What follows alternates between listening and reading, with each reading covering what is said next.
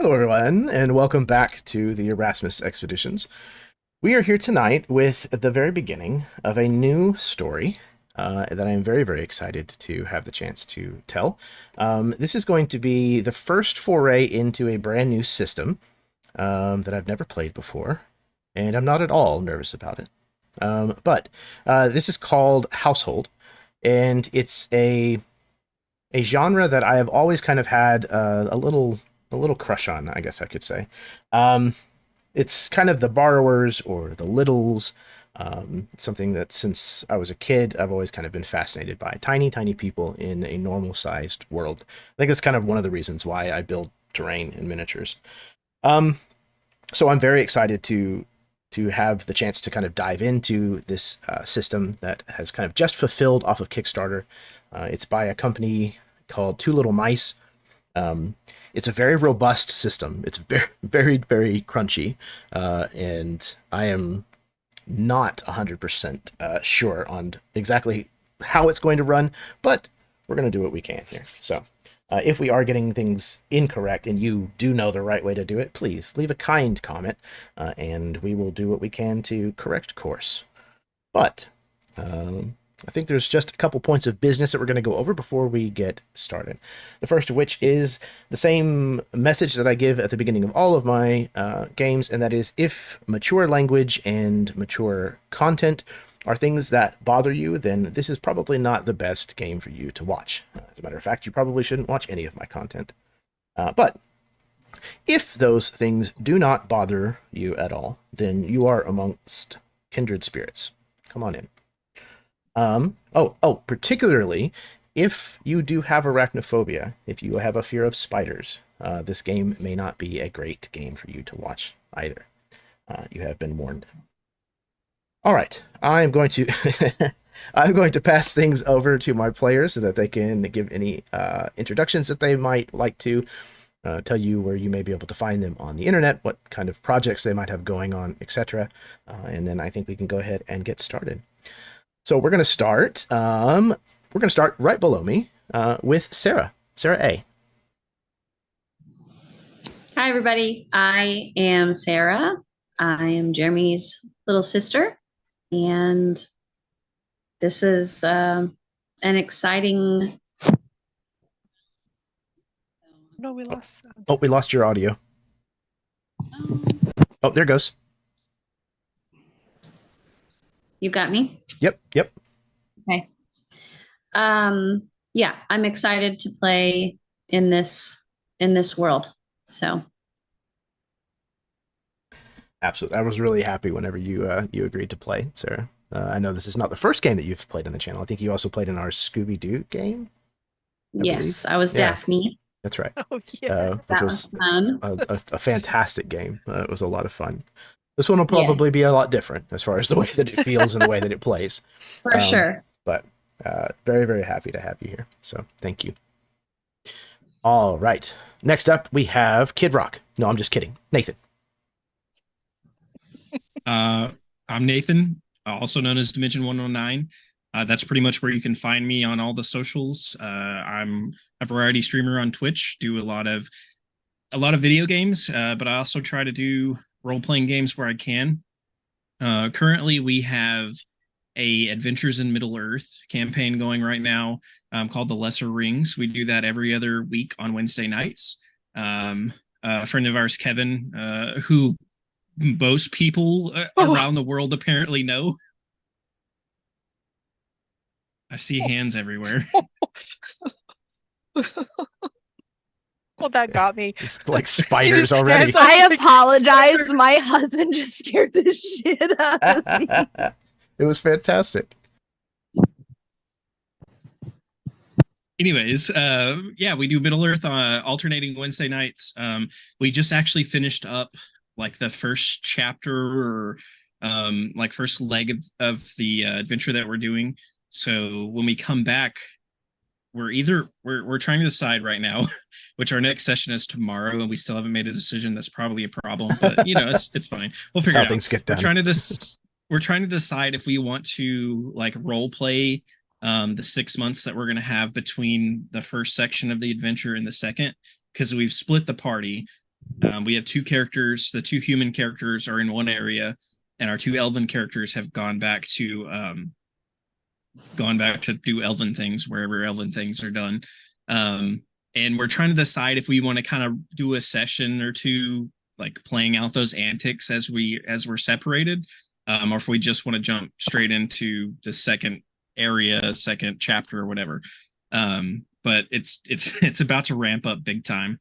I'm working on a couple of games that I've been working on for a while, that I need to finish tightening up some stuff on once I get a few other stream things caught up, that I'm going to run. Thursday nights, I do survival games with Dumpgraw and Jarl of Goats. They have a podcast that they do on Tuesday nights, and they've graciously invited me in to play all these random survival games and try them out with them to kind of exercise their topic they're going to talk about on their podcast. And then I play random other games on the channel when I have time. I do a lot of co-streams with a bunch of people. Also do Phasmophobia, which we were talking about a minute ago. And currently doing a playthrough of The Witcher 3 and getting very nowhere very fast because I chose a difficulty level that I shouldn't have. And I'm getting very little experience for the quests I do. So we're grinding through that one, but we'll get there eventually. Fantastic.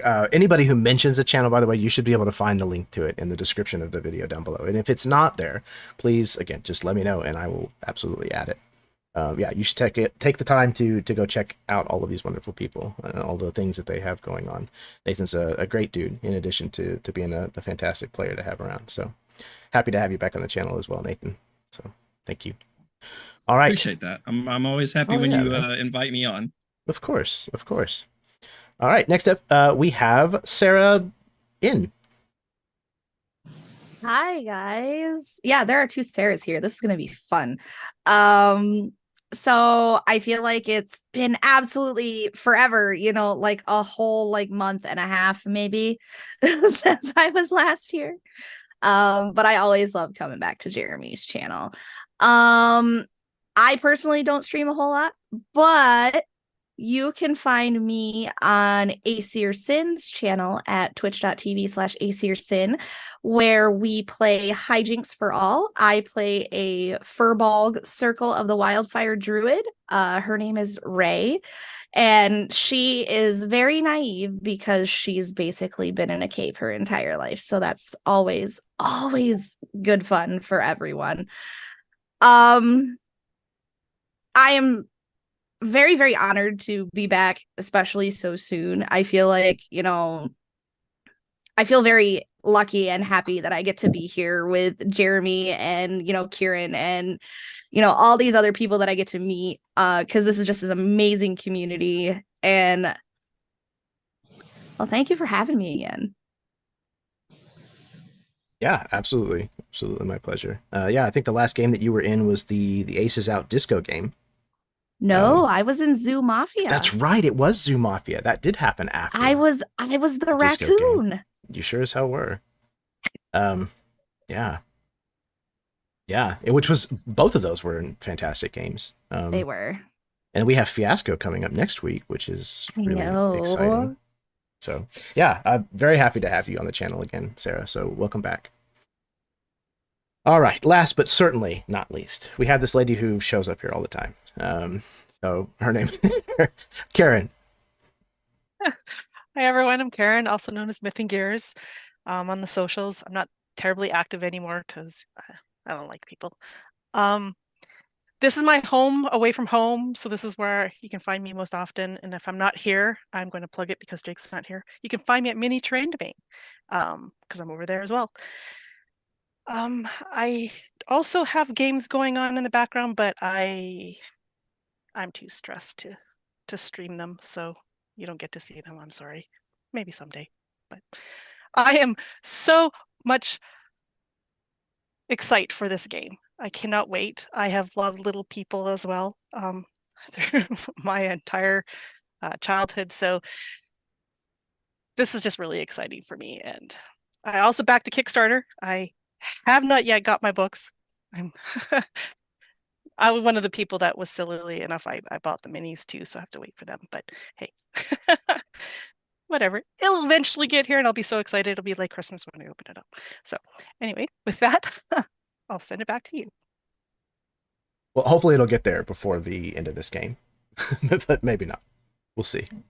Yeah, I was really, really excited when I came across this Kickstarter. The book is absolutely gorgeous. I'm gonna rub it in Karen's nose real quick. It's just filled with beautiful, beautiful art. And like I said, it's thick. Like there's a lot to these rules. So, last person we are missing. We will have a fifth, hopefully for the remainder of this campaign, but Jake could not join us this evening, so I hope that everything works out well for him. We do miss you, buddy. But I think, without further ado, that we are ready to dive in. Is everybody ready? Okay. Ready. Let's do it.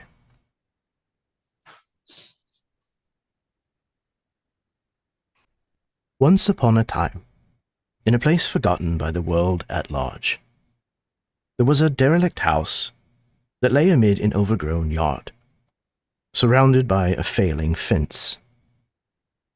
By all accounts, this house seemed quite ordinary, aside from its state of disrepair and apparent lack of visitors. However, were you to view a house such as this as the living space of merely a single family, you may find your perspective a bit obtuse for our tale. You see, this story takes place in a much smaller world, the immense world that lives within the walls of this great house. And so, our tale begins. Lady Geraldine de Colletta has written to ask the two sisters of the diplomatic Victoria family and the renowned beekeeper, Ms. Felinia Pine, to make the long journey to Bookshire, located on the ground floor. The joyous reason for this request is the accompaniment of her betrothed, Mr. Osman Brummell, as their wedding day soon approaches, and she desires his return to the Hearth to be a safe one. You have each received this personalized request, alongside a wedding invitation from Lady de Colletta. In the letter, you have been offered the promise of a contract with the house force known as Fortune, once you have reached Bookshire safely. You have been instructed to meet Mr. Brummell at the Brass Tureen Lodge in Downridge, at the summit of the Great Stairs. The town of Downridge is enough of a destination on its own for many of the people who are from the ground floor. But for those of you who are familiar and comfortable with the upper floor, Downridge is more of a tourist trap type location. There is, of course, the wristwatch that has been repurposed into the town clock. And every time the grandfather clock from the bedroom chimes, the wristwatch guard go about their business of making sure that the watch is on schedule and synced with the proper time. All of you have come to Downridge, as requested, to make the journey to the first floor. Ronan, we'll get to you in just a moment. You each are now approaching the place that you have been instructed to head, which is called the Brass Tureen Lodge. This building, this tavern, has been built into a brass soup pot. It is quite a fancy establishment. Some of you may not be able to afford to stay here if it were on your own coin. But You have been gathered here under the premise that Mr. Osman Brummell will be paying your way to the ground floor. You can see as you make your way through the town of Topridge that there is quite a bit of trade going on amongst these different various types of tourism. The overwhelming trade seems to be in down feathers. It seems as though the pillows and the comforters and the mattresses of the bedrooms upstairs have over time produced no shortage of feathers that are now being traded and transported down into the other parts of the house. So you can see many different places where there are bales of feathers being loaded and offloaded onto elevators and caravans to make their way downstairs. What I would like to know is, who do we see arriving in Topridge, and how is it that your character is feeling about the prospect of journeying to the ground floor?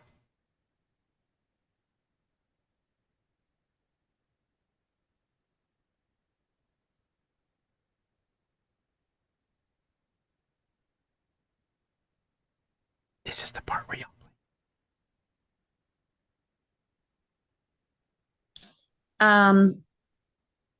I would think there would be quite a few of those strong, burly slaws selling their wares throughout the market. And where do we find Felinia? Most likely dealing with tinctures, things that she uses to make medicines for the various animals that she cares for. All kinds of flower petals and nectar, and an apothecary of sorts is where she would probably be found. Absolutely. I imagine that there's like this little collection of like glass medicine bottles that are all kind of pressed together. And, you know, amongst them, there's all of these little taps that have been kind of pierced through the glass so that whoever's running this apothecary can kind of let out a droplet or two of each of these different chemicals that have, you know, labels that are so large that they're almost impossible to read at your scale. But apparently the person who runs this shop knows what they're doing, and moves about mixing this with expert deftness. Every time the tap is turned, you can watch the drop comes out, where for us as an audience, it looks odd because the drops that come out are huge. You know, they drip out the size of, you know, something that would look like a large fruit to us, and then drop into a, you know, a smaller vessel, like a thimble, that this person then, you know, carts to the other side of the room to begin mixing these different elixirs and poultices for you. Who else do we see in the town of Topridge? So kind of meandering through these the streets almost together, you see a couple of fairies, one of which is not quite flying, but maybe hovering very minutely above the ground, while the other one is walking. The one flying at this moment has hair like obsidian in the moonlight, and her eyes are like violets with the morning dew, and her wings are gauzy and the same color as the downstairs porcelain gigantic cliff that is this turquoisey color, which glistens when the water hits it. And she's looking down at the other one, not too much down because, that's kind of rude, but she would look at her and it's like, I know, Rosalind. I mean, I know we just got here, but this is a good opportunity. We need funds, we need patrons, we need help. I know it sets us back. It's like another week and so, but do try. Next to this hovering fairy, you see a fairy that the only way you can really tell she's a fairy is just by her more elegant facial structure, and her ears seem to be a little more pointed and they're more slender than most. She has long silver hair that travels to about the middle of her back, and as she looks around, she has these beautiful silvery blue eyes. Her mouth is currently a thin line as she looks around and she listens to this fluttering voice next to her. I know this will help us.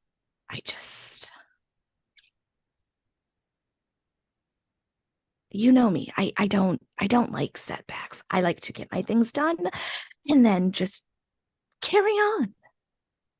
No, I know you are impulsive, but sometimes, dear sister, we have to take a step back. We have to breathe deeply. We have to calm our nerves, and we have to let the other people tell us what they need. Then they give us what we want. That's how it works. Fine. Just I'll let you do the talking, because that would be smart. I'll let you do the fighting. Fine. Not that we're going to be fighting. Like, there's no fighting. Not right now. I know. There's no danger here at the moment. But you can see as she says that, and the various littlings that are around, there are obviously some boggarts and some sprites of various types, where there's the sylphs and the salamanders and the undines, and then she sees a couple slaw kind of just sitting in one of the booths, maybe looking to buy something, and you can see her body tense a little bit, but she doesn't say anything, and her steps start to get a little faster. She just wants to get where they're going. Does Rosalind carry a weapon? Yes, she carries a needle and a spool at all times. All right. Well, as I imagine, her hand maybe even touches the head of the pen or the needle that she carries at her side for just a bit. Maybe when spotting these slough, kind of minding their own business off to the side, having no ill intent, but in her mind, perhaps maybe not so simple. What about Ronan? Ronan, why do we find you here in Topridge at the moment? Ronan is currently walking the streets. He's looking for a crew to guide. He's looking for a group of people looking to travel the places that people to go alone. He's looking for a party to walk through the wild areas. He's looking for employment. He's wearing this, what would be considered a trench coat, but in different places there's holes cut, and there's just a varying menagerie of different types of animal teeth just stuck through these holes, decorating this trench coat. He's got like one of those bucket hats on, same thing, just animal teeth just all through it everywhere. Think Crocodile Dundee in a trench coat, basically. He's got this long key strapped to his back, but it's on the bottom. There's very intricate machinery on it. He carries on his back at all times his heavy key shot. And next to his side, he's got a very long piece of cutlery strapped to his hip that it's not quite a sword, but to some it might be considered. He's not being rude to the people in the streets and the stalls as he passes, but he's being very uncharismatic in a way. He passes a stall with some fruit, and he just grabs a piece of fruit, takes a bite, and passes a coin to the person manning the stall, and moves on. Just like fruit juice dripping down into his long red beard. There's certainly people here who do not seem accustomed to the gruffness of Ronan's approach and tact. There's definitely a few people who might, cross the street to the other side whenever they see you coming. It's obvious that you are a littling who knows your way around the business end of the weapons that you may be carrying. You may have hunted some of the beasts that they've only heard of. So you each have come to this place for various reasons. 3 of you, at least, for the same reason. And eventually, while you are doing your various tasks about town, you eventually make your way to the Brass Tureen Lodge. There, you are greeted by who you will quickly learn is Mr. Brummell. Mr. Osman Brummell. He is a fairy from the Hearth, actually. He has kind of a warm smile and is somewhat energetic as he kind of waves you over to his table. And as the sisters approach, he will ask you to take a seat. And he will say, is there anything that I can get you to drink? Please, it's on me.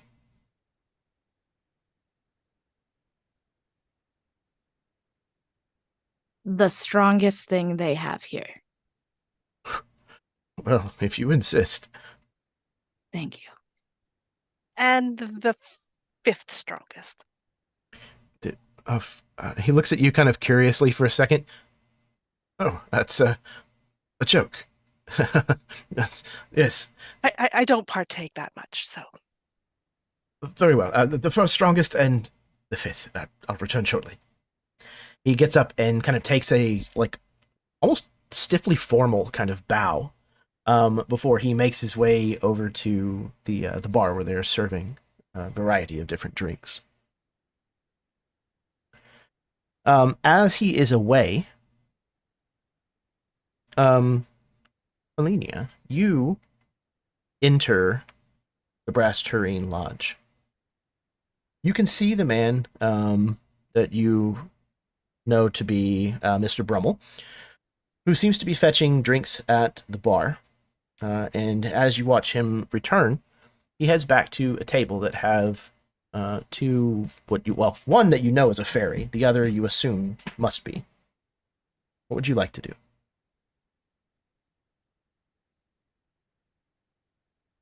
I'm going to have a hot cup of tea and sit down and start evaluating the various potions and things that I've collected.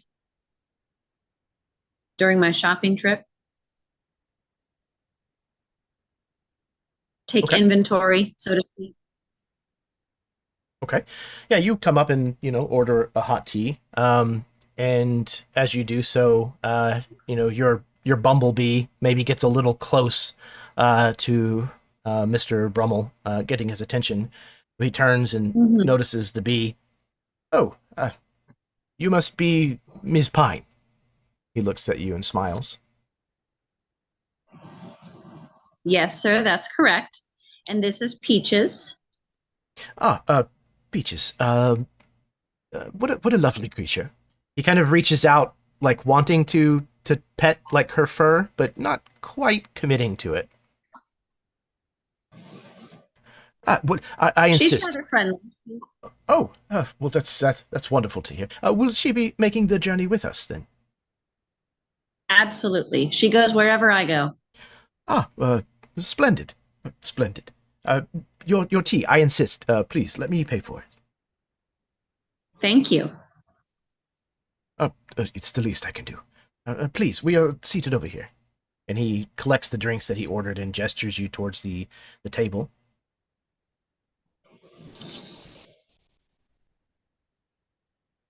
As you approach the table, he offers a seat. And once you are seated, he will take his own chair. And he says, Ms. Felina Pine, this is Cassiana Victoria and Rosalind Victoria. Lovely to meet you both.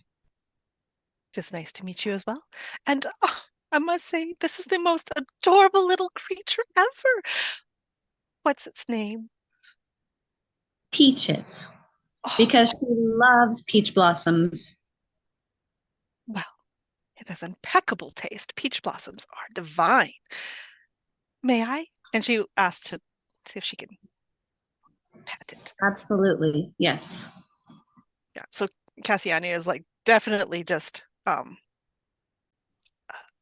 petting this creature, stroking its fur just gently, and is very much in love with the creature, the bee. Oh, so cute. Mhm. Rosalind, on the other hand, as everyone returns to the table and she gets her drink and she looks at this new person with this bumblebee that her sister is just fawning over, she looks at Peaches and then at you, and she inclines her head. It's obviously very respectfully, but she's not going to get up and shake your hand. She's got her drink in her hand and she goes, "It's a pleasure." Lovely to meet you.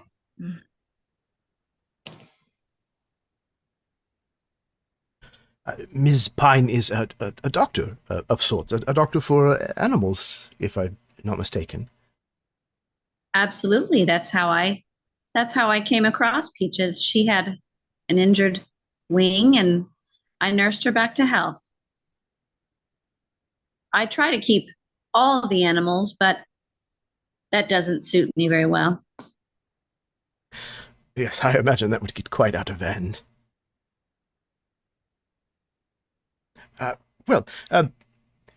There should be 2 more joining us. 3, actually. Where is... Oh. He raises his hand kind of above his head towards the corner, where there has been an entertainer who has been playing music and singing. As you look that direction, the 3 of you notice an individual that you may or may not know. She is a famous entertainer that is known as a kind of a traveling minstrel. She is known by the name of Tatiana Azalea. She has incredibly long red hair with flowers kind of woven into it. And she carries a very unique kind of instrument. It's difficult to tell what it might have originally been at some time, but there's no question at how she has mastered the playing of this instrument. She crosses over to the table and she sits at one of the empty seats and places the instrument kind of next to the table. And she says, "It is lovely to meet all of you. Are you the ones who are taking the journey to the ground floor with us?"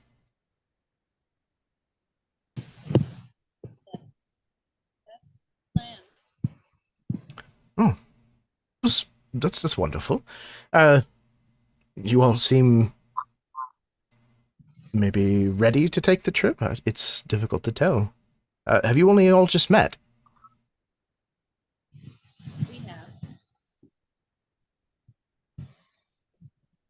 Well, not the two of us. And she gestures between herself and Cassiani. Oh, yes, there is something. I can't quite put my finger on it, however. Something similar between the two of you. Oh, are you related? Sisters, yes. Oh, sisters, how wonderful. Yes, I can see it now. Hmm. Have either of you been to the ground floor before? To the realm of the fairies? That's where we're from. Excellent. It's been some time since I have traveled to the realm. Is it, or the free domains? Free domains? Free dominions. Is it still just as beautiful as it's always been? In the morning, especially when the sun's coming up through the great window. Yes, it's amazing. It is. Ah, I miss it. I miss it dearly. It is lovely. It is the most beautiful scenery you could ever imagine. And then add some. I do Because- miss the rainbows. Oh, Oh, and yeah. the rainbows. I keep forgetting the rainbow. The rainbows are amazing. And the waterfalls. I mean, in that one, just the way it just glistens off that porcelain. She Sorry? inhales before she turns to Peaches, and she says, "And who is this?" And she goes over to Peaches and like buries her face in the side of Peaches's fur and just like scratches her under her head and like behind her eyes. She's buzzing with delight. Literally. Yeah, there's things on the That's it. table that are like, the napkins are scattering, and several people in the lodge are now kind of looking in that direction, and she's just absolutely matching the energy of this bumblebee as she's lavishing attention on Peaches. Oh, Isn't she adorable? She's Peaches. This is Miss Pines. Isn't she's they're going to be coming with us? absolutely. She'll How be with us through the delightful. whole journey. Oh, Yes. well, that will make things a lot more interesting. It will certainly give us something to play with and talk about on the way. It won't be quite so dreary.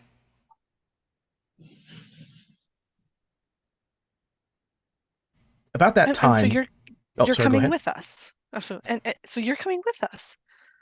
Yes. She kind of looks to Mr. Brummell, who beams with like pride. She says, "I'm somewhat responsible, I suppose, for matchmaking, Mr. Brummell, with Lady de Colletta. They honored me by asking me to perform at their wedding. How delightful. I'm That will be quite something excited. to hear. It's supposed to be Well, quite an that's event in the Hearth, so I'm hoping that the attendance and the party will be just as fine as I know Mr. Brummell is capable of providing." Mr. Brummell kind of smiles sheepishly. Yes, it will be quite an event. About that time, a person that looks like they work here at the lodge, somewhat like a concierge, comes over and leans down beside Mr. Brummell and whispers something into his ear. And he says, "What? No, that's entirely unacceptable. When did this news arrive?" And you overhear the concierge say, "Just now, I'm afraid, sir." "Damnable! Forgive me," Mr. Brummell says. "It would appear that our guide has called in sick." apparently will not be able to make the journey with us. Now what am I to do? If you would please, forgive me. I will have to attend to this matter. Please, stay and enjoy yourselves. We all have rooms here at the lodge. We will be departing in the morning at the first thing. The Bannister caravan leaves at first light. They will take us on the journey to Downridge. So I should return shortly, I hope. But until then, I bid you adieu. And he kind of, again, snaps and bends in a bow before he then turns on his heels and makes his way out the door. Rosalind leans into Cassiani, goes, just, were we always that stiff? I don't know what you mean.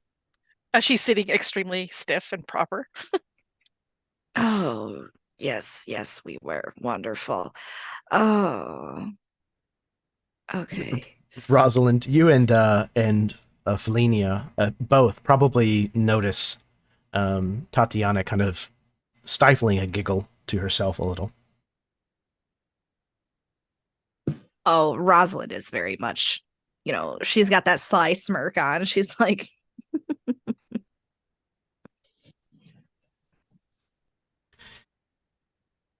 after a moment, after another round of drinks or tea or what have you, I would like for the three of you make the first roll of the game for me.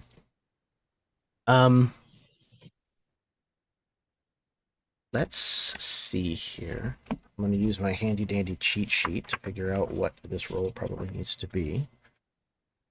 I'm going to say that this is going to be a society and insight roll.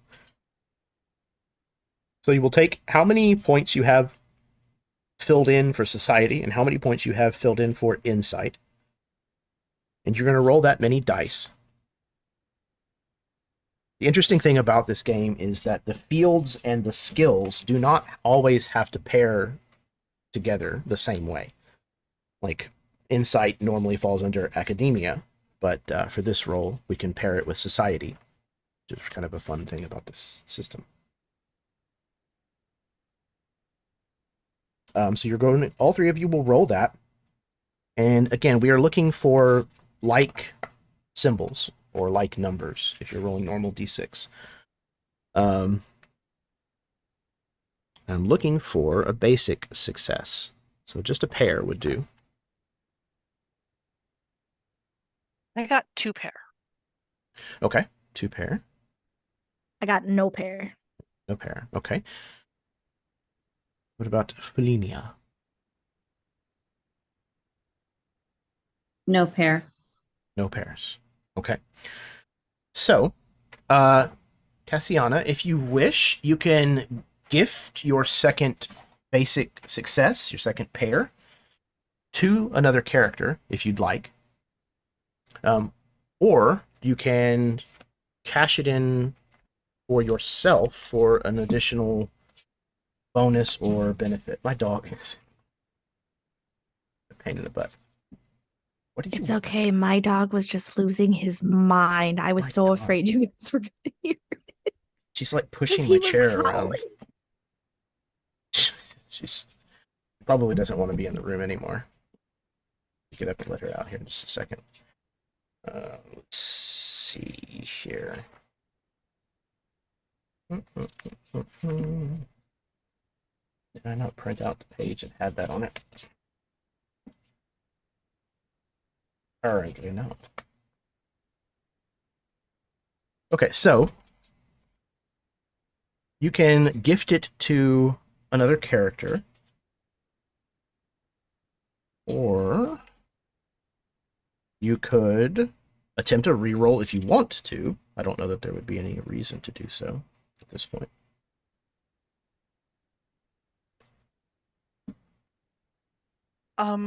Without knowing real the benefits or whatever, I think I will pass a basic success off to Rosalind, because maybe I like whispered in her ear or something, or whatever it Okay. is that we're doing here. Perfect. I am going to get up and let my dog out of the room, but before I do that, I'm going to let the two of you discuss between yourselves, because you notice that it seems as though Tatiana wants to say something to the group of you, and it seems like she might have been waiting until Mr. Brummell was not at the table. So I will be right back.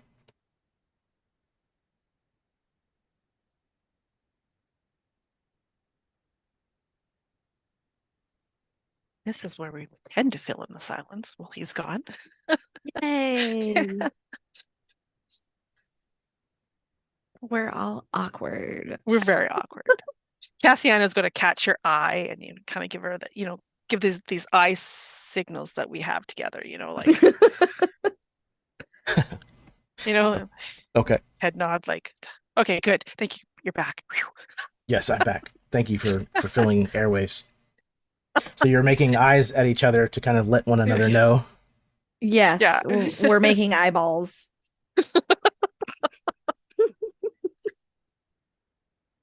Give her a little kick because that's not funny. Okay. Well, I'm just kidding. you're getting one another's attention, or you're getting Rosalind's attention. However, even though it seems like Tatiana wants to say something, she isn't.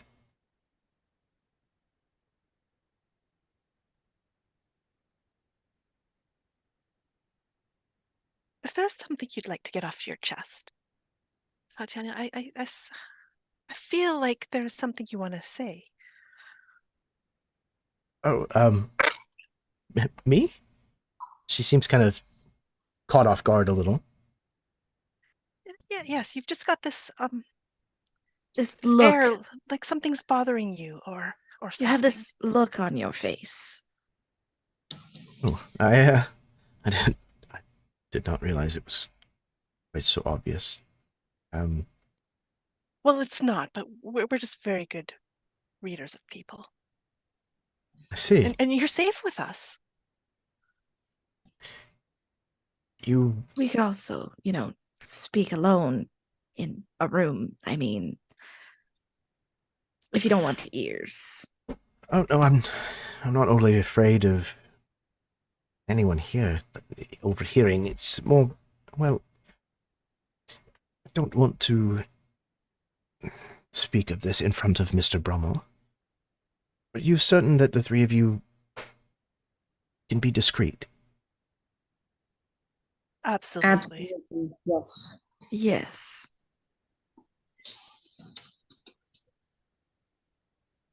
Very well.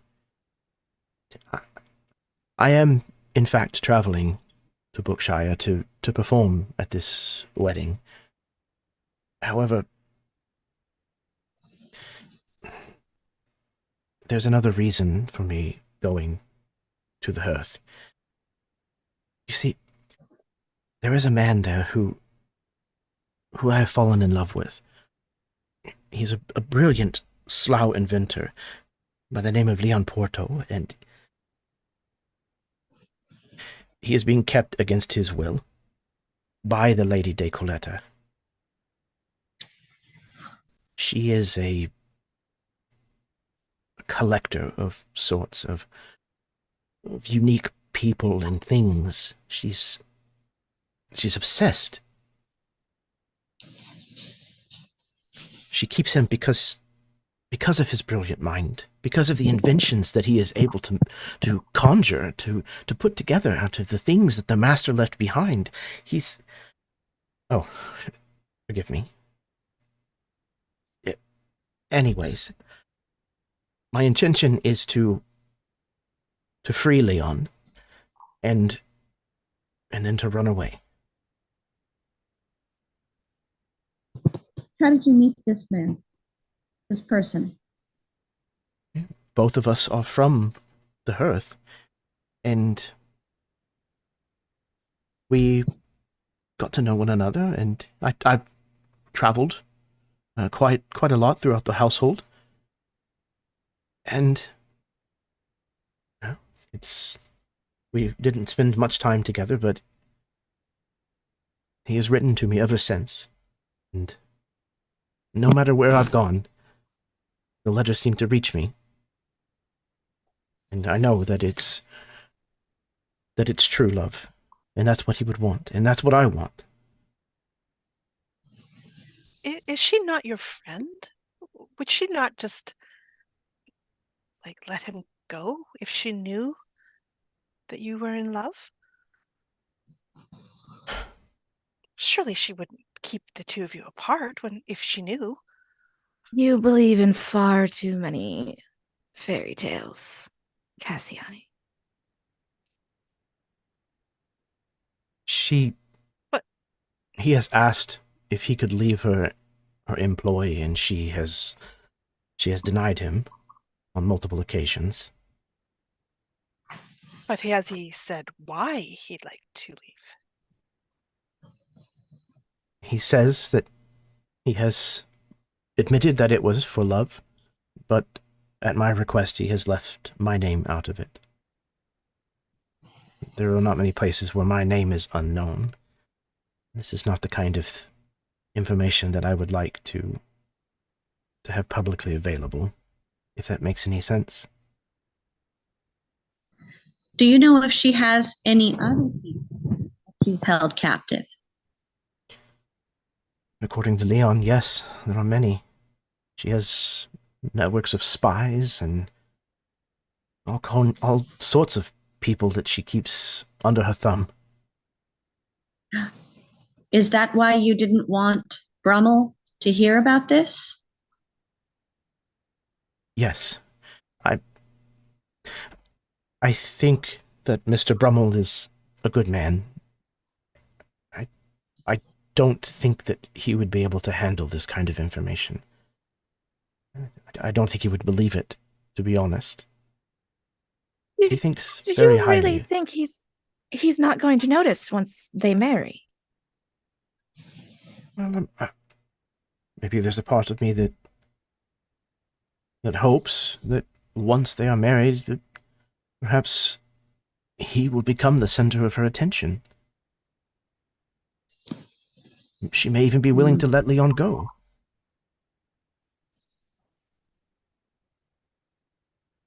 Are you willing to sacrifice him for Leon? It's just, I'm not judging. Oh, I am very much judging. Gives you a little nudge. I'm not judging, but if she's like this, why would you want him to marry her? While I say that I am the one responsible for introducing the two of them, it was quite by accident. It's not that I want Mr. Brummell to marry Lady de Colletta, but it's my opportunity, she says. And you can see that she's somewhat embarrassed by this. She knows that this is probably not an upstanding thing to do, but you can also sense a layer of desperation.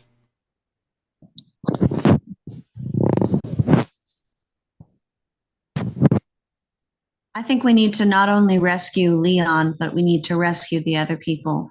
I think the focus should be on this.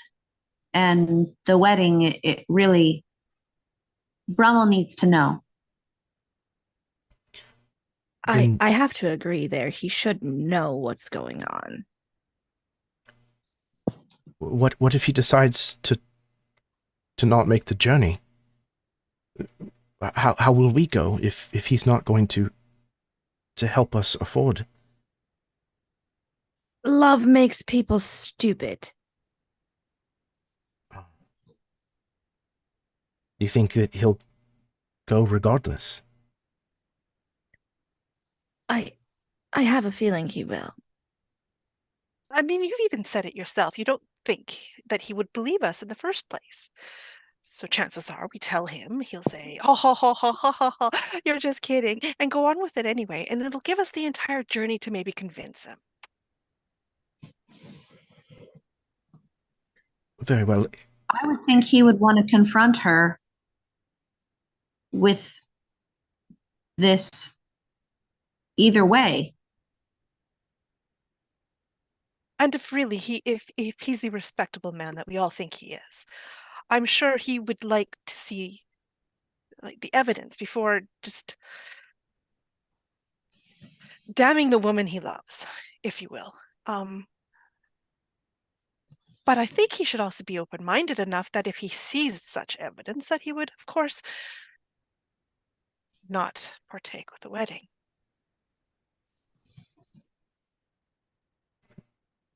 Very well. I suppose that I see the point that all of you are making. I do believe you should wait until morning to tell him, though. Oh, He's already a bit absolutely. stressed with finding a new guide. Well, yes. Could perhaps I implore one of the rest of you to tell him? Maybe it was some bit of information that you happened to stumble upon. I have my reputation to think of. I could do such a thing, but I would need a bit more information from you. Of course, I will gladly tell you everything that I know. She kind of reaches out and like takes both of your hands in her hands.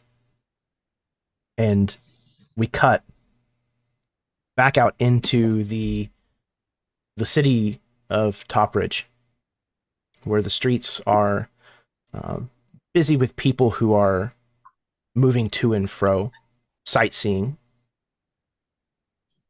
Ronan, what are you currently up to?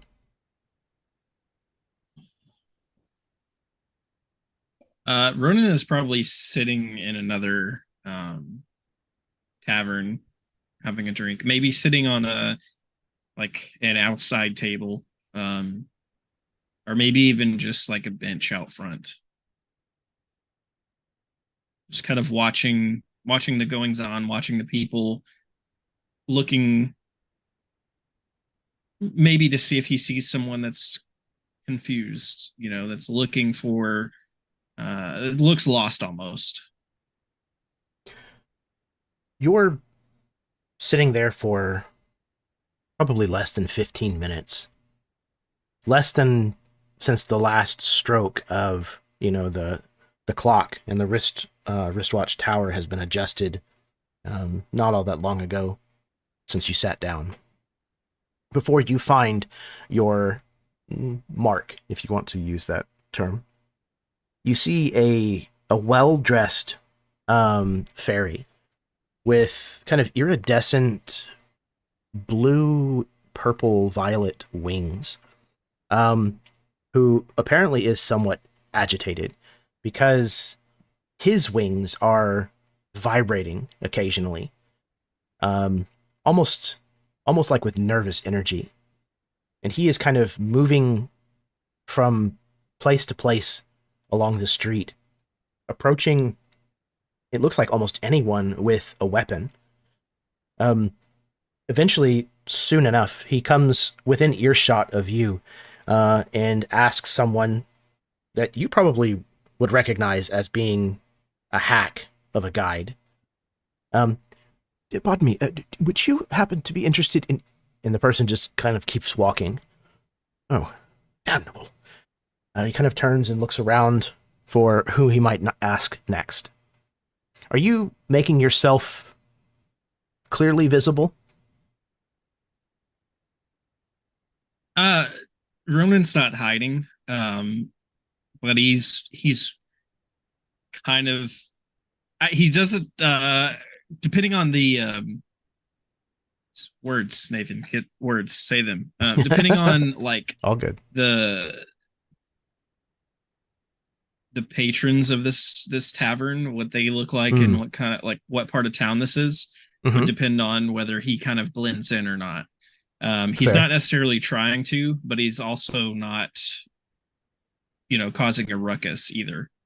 Okay. But with your seating, near the front or outside, maybe even, kind of like a sidewalk cafe type event, or like you said, where you're on a bench outside.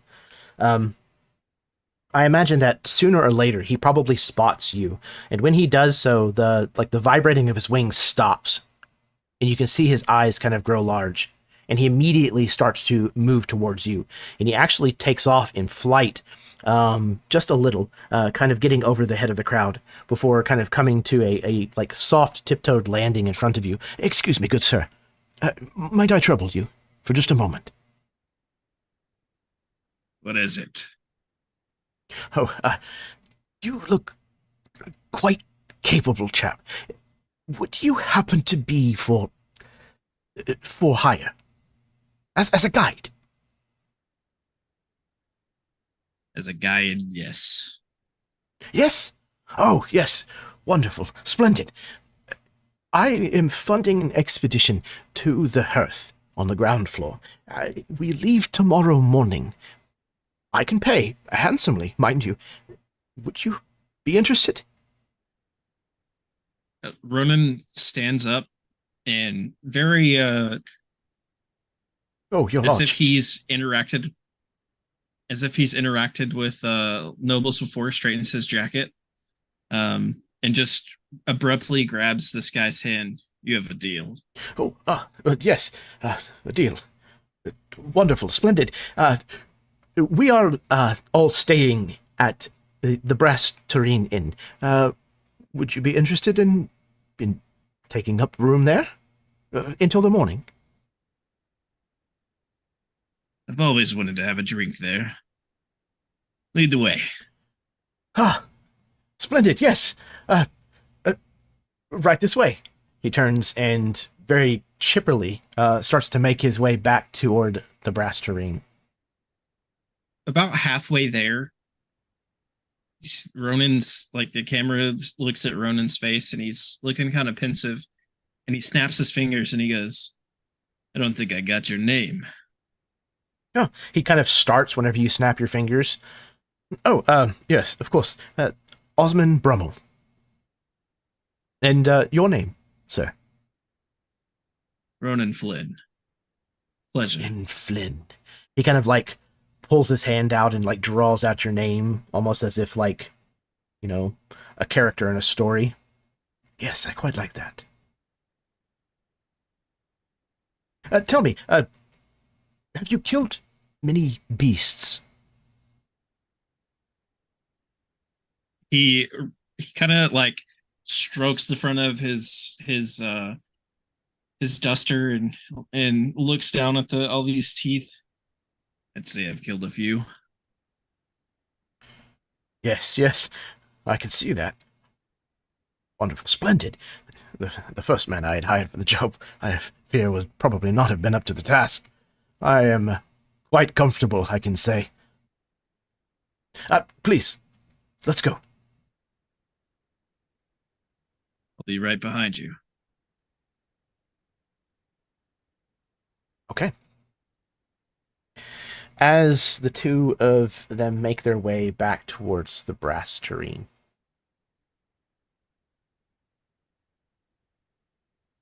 what more of the conversation is taking place at this table, over drinks and tea, if anything? Is there anything else that you wanted to know specifically, Cassiana? Well, I think at some point, Cassiana would actually take Tatiana up to the room so that we could talk like privately, and have her fill Cassiana in with all the details of what she fears is going on, because I can't just go to Brummel with like a vapid, accusation. I have to have some like concrete evidence first. So Okay. So I think I don't know how long it will take, but she'll probably just like basically pump and interrogate Tatiana for all the info that she has. So whether she wants to do that, I'm thinking she'd want to do that in a private room rather than out and about. So Yeah, absolutely. And each one of you has your own room, or if Cassiana and Rosalind wish to share one, then you can share a slightly larger suite. Brummell is very evidently a man of means, and he doesn't seem concerned at all at the cost of what this is running. So yeah, you can certainly find a quiet corner to kind of withdraw to discuss this further with Tatiana.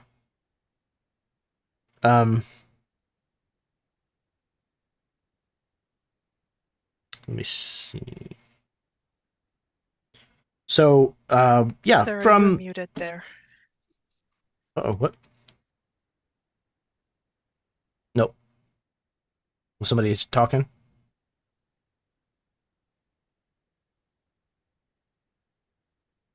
And was somebody speaking? Sarah A? Were you trying to? No. Okay. Nope. No. No good. No I'm- problem. I'm trying to figure out how to get a background so that y'all don't see all of my children constantly walking throughout the house. I mean, but- I know all of them, so it doesn't bother me. But I know you do, but so there is a way here in Zoom. I don't know if the tablet you're using will be able to do it or not, but if you go down to where it says stop video, there's a little like option that you can click on. No, you don't want to click on that. Oh shit! You're I'm good. sorry. Oh my god, you said a dirty word. Close it down. Cancel YouTube. Okay. If you press the little option, like the little rooftop looking carrot next to it, there should be a blur my background or choose virtual background option. Yeah, that's not an option here on the tablet, so that's okay. Weren't. Sorry to all your viewers. Pretend they're tiny people. I'm pretty sure most of them It's- and all of yeah. us understand children. Yeah. Yep. If people can be perfectly fine seeing cat buttholes all the time on the stream because people's cats walk back and forth in front of their cameras, I'm pretty sure That's a couple of kids are going to be fine. All right. As long as there's no kid buttholes, that would be weird. Very That true. would be real weird. That would be really weird. I definitely don't want that on my YouTube channel. Sorry, that was gross, but Do you see where I get it from? It's really my sister's fault, honestly. I totally understand now. oh my God. We all come All by it the honestly. understanding. We all come by it honestly. I'll have to get my mom on the channel sometime. No. Then I will get my channel shut down. No.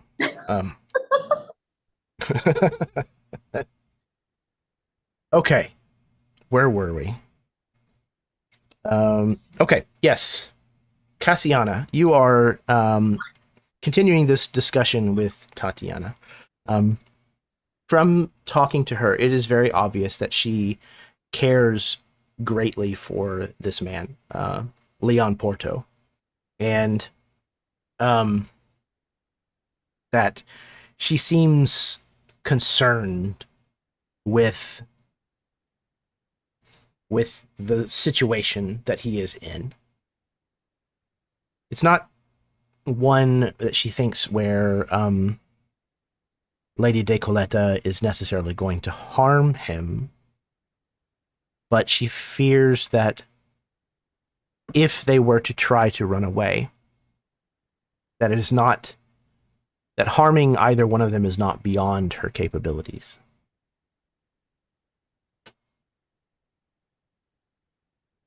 Like if I can't have you, then no one will kind of Mhm. deal.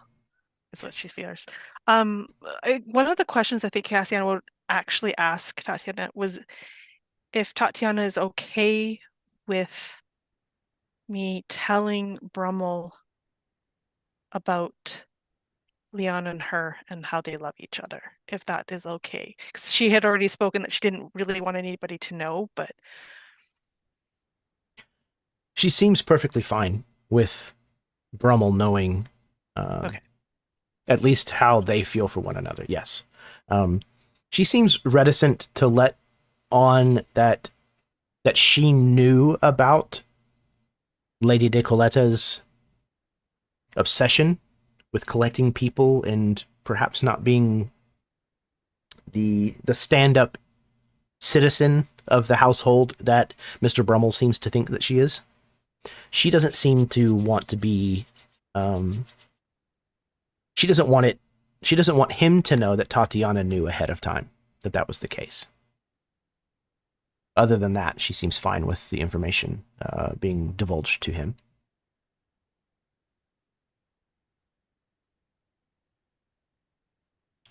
Okay. While the two of them are upstairs talking, Felania and Rosalind downstairs, the two of you are passing time when you see Mr. Brummell return. And in tow is well, Ronan, what do they see?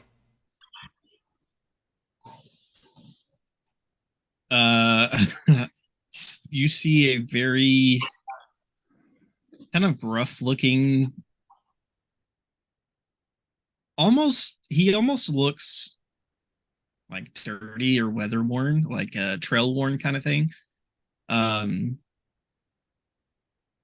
if you look closely, you might question if that's by design, rather than like by actual use. But as described before, you see him wearing this trench coat. It's probably open at this point, where he's at, but you see all these animal teeth in his coat. You see this long red beard, kind of scraggly looking. And instead of a hat, you see a hat kind of under one arm. And he's got just long red hair flowing down his back. And he's got this big key rifle strapped to his back as well. As he marches forward, he looks very, very out of place here, but he's not really acting out of place. And he's Slough, right? Yes. So I know that you're currently eating, Sarah, but what does Rosalind think whenever she sees this gruff Slough walk in behind a beaming Mr. Brummell? Well, with Cassiani not there with her to kind of calm her down, it's instantaneous that her whole body tenses up, and it's very obvious to Ms. Pine that she tenses up. And her eyes very quickly dart from Mr. Brummell to this Slough and back and forth for a brief moment. And she looks at Ms. Pine and she goes, if that's the guide, I can't do this. Well, let's see what he has to say. You don't understand. I don't know if I can participate. I understand. He might not be. Maybe his bark is a little worse than his bite. Splendid news!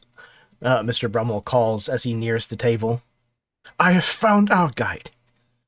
May I please introduce to you Ronan Flynn. This is Ms. Rosalind Victoria and Ms. Felania Pine. Pleasure to meet you. Ronan bows to the both of you. Pleasure to meet you as well. Where do you come from, Ronan?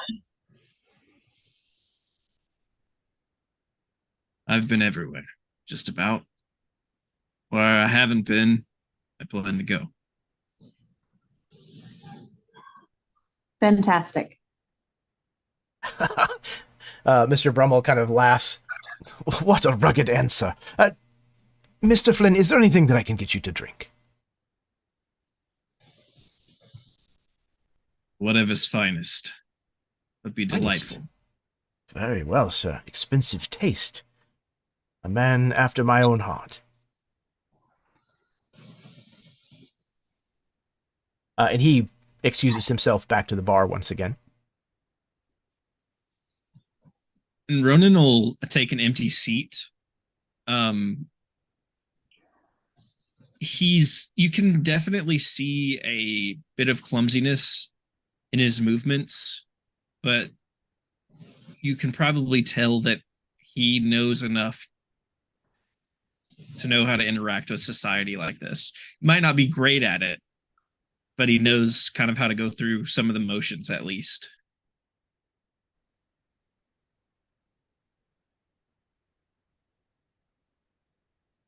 I think Rosalind has kind of pushed her drink to the side, and her hands, while they look like they're in her lap, she's actually gripping the seat that she's sitting in.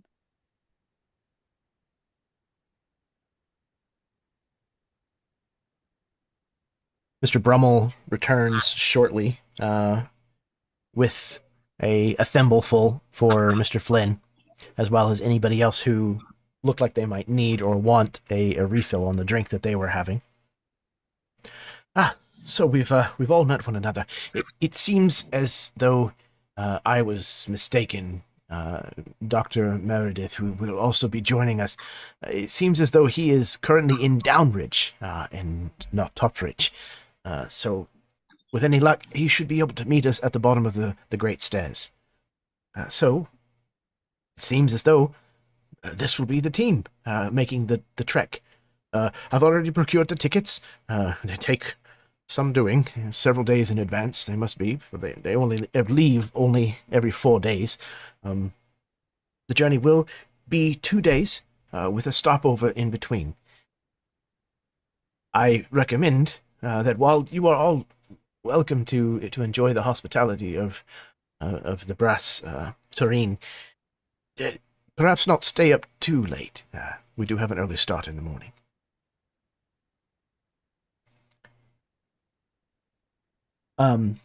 Cassiana,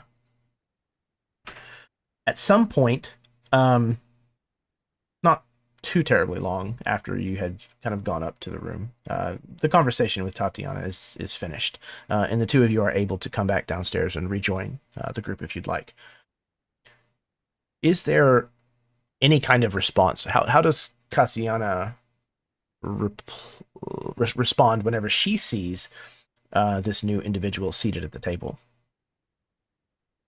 Yeah, I think maybe Tatiana and her are walking maybe together, coming down the stairs together, and Tatiana would just hear under her breath, oh dear, this is not good at all.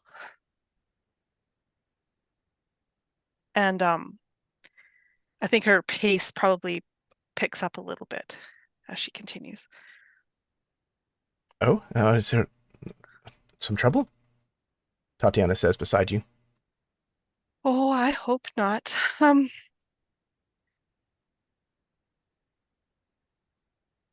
hope not. I guess we'll see. There hasn't been, I don't see any blood yet, so it could be good. We might be okay.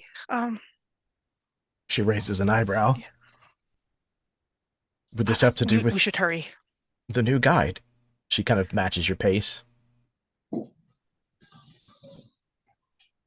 It might be nothing. I'm just concerned for my sister. And with that, she would just maybe pick up the pace even a little bit more. She's trying very hard to be dignified, but also quick. We want to get there. All right, the two of you arrive, and as you do so, again, Mr. Brummell is quick with the introductions. He turns, oh, there you are. This is Ronan Flynn. He will be our guide for the journey. Mr. Flynn, this is Cassiana Victoria, and of course you likely know Tatiana Azalea, of course. Ronan stands and and bows to Cassiani and pleasure, I'm sure, and looks to Tatiana and just like with admiration, and pulls a chair for Tatiana. Cassiani would, when you bowed to her, would well met, and she'd incline her head to you as well, and then immediately look towards Rosalind and raise her eyebrow. Oh, Rosalind hasn't moved. She is like a little statue, just her knuckles are white, just holding onto her chair. Yeah, so Cassiani would immediately sit down beside her, and then as discreetly as possible, just reach out her hand and put it on top of one of Rosalind's. Tatiana very graciously takes the chair that was offered to her by Ronan and seats. Oh, thank you. Quite the gentleman. And that's kind of the extent of Ronan's charm. It kind of runs out there, and he has nothing left to say. He just kind of nods to Tatiana and sits back down in his chair.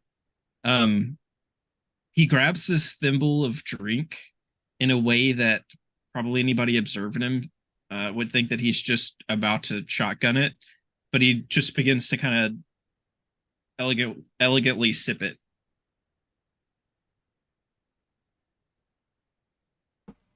All right. Is there any other conversation or things that you would like to do before you turn in for the evening and then head to the Bannister Caravan Station in the morning? I think at some point, Ronan might notice the similarities between the two sisters, and mention that. Are the two of you related? Why, yes, we are. This is my little sister. I see the resemblance. You do? Well, Yes. I guess you would, yes. I mean, but she just looks at Rosalind. I think most of the time when she's talking to you, Ronan, she's actually looking at Rosalind more. There's like a deep concern that maybe some others might pick up on, but she's trying to make she's trying to make this as casual as possible while keeping Rosalind as comforted as possible, if that's the word. Like, she's kind of gives her hand a squeeze every time when she can feel Rosalind tense up a little bit more. She kind of like squeezes that hand, like, I'm here, sister, that kind of thing. Eventually, Rosalind, once Cassiani's there and, has done a little bit of the squeezing of the hand and things like that, she'll calm down just a bit. Like, she might only kind of like, you might feel her hand squeeze yours when he starts talking to us, but she'll just nod her head at your responses. And I think probably as soon as it's like seems appropriate, like that we're not like what's the word I'm looking for? Not disrespecting the people in front of like we've been here long enough. We've talked to this man long enough. Cassiani would be at that point like, oh, I'm so tired. I think we should go. It's you can tell it's an act because she's not that great of an actress, but yeah. I'm so tired. Mr. Brummell is very quick to kind of reiterate the point that he made earlier. Yes, we have a very early start, as I said. Perhaps it's best that we turn in for the evening, then. Well, don't let me stop your fun here, but I will see you all in the morning. Good night. Good night. Rosalind very awkwardly gets up with Cassiani because even if they don't share a room together, she can't be here.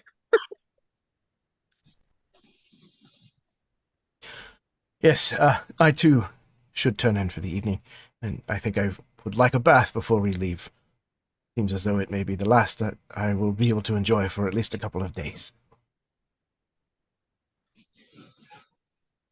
I think you hear a little chuckle from Ronan at that. Nothing boisterous, nothing crazy, just kind of a little couple ha-has. Mm-hmm. Of which Mr. Brummell is completely and totally oblivious. He goes and settles the tab at the bar before he turns in for the evening. Peaches and I also go to bed. Okay. What I have to know, what what does Peach's sleeping arrangement look like?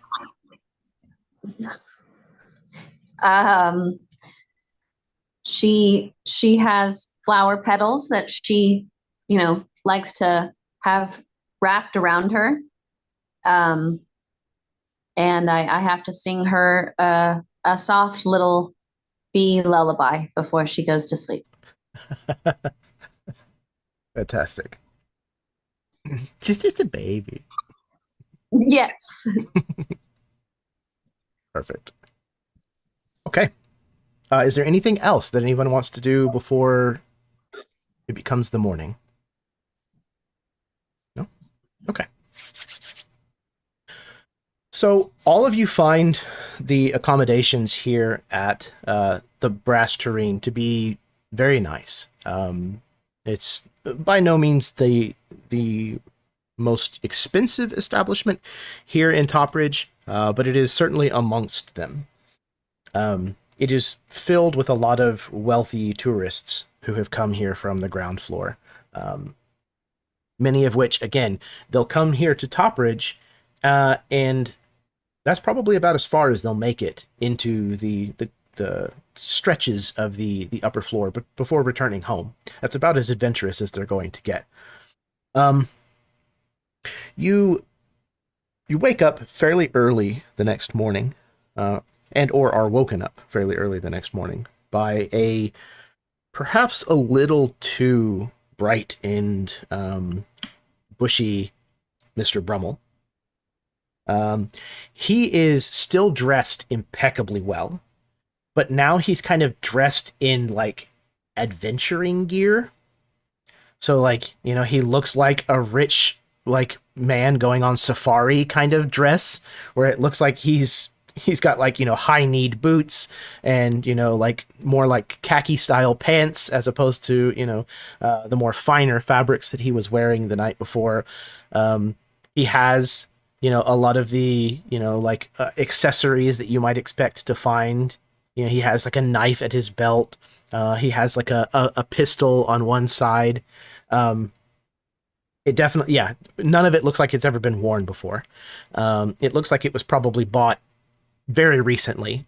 But he is beaming and just very excited.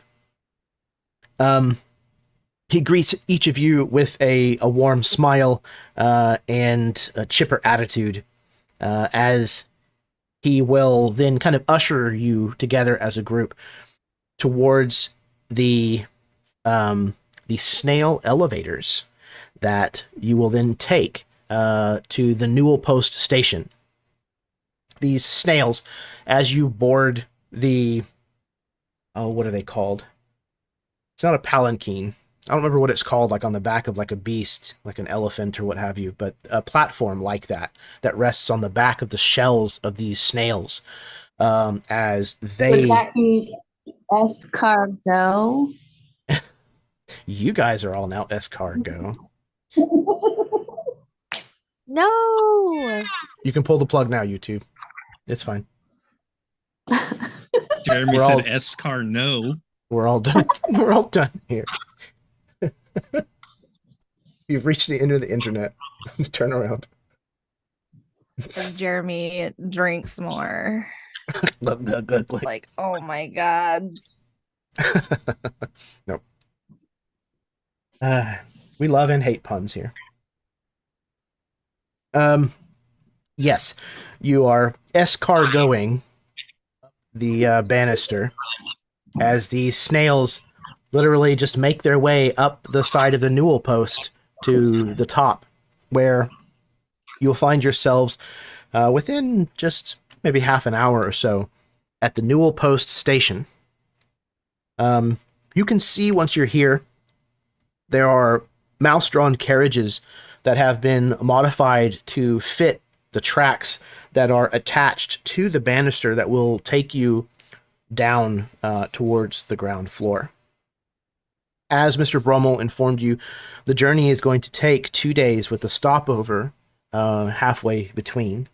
And you can see as you arrive that there are people from Downridge that have taken the caravan thus far and they are departing. So they're, getting off of these carriages and making sure that they have all of their belongings and things. And they're basically going to 2 ships in the night, pass with you. They're going to then board the snails that you just have, disembarked from and take them down to Topridge, while you then board the caravan after the mice have been switched out. As you are preparing to disembark, there's a conductor who is moving around like a station platform, checking everyone's tickets as you're boarding the various different cars of this caravan. And he's, as you approach, tickets, please. Please watch your step as you board the caravan. We will be departing in 5 minutes. He says as he checks a rather large stopwatch. Oh my god. Y'all are still going. Terrible. Absolutely terrible. So, while you are at this station, having your tickets checked and you are boarding this caravan, is there anything that you want to say or do here?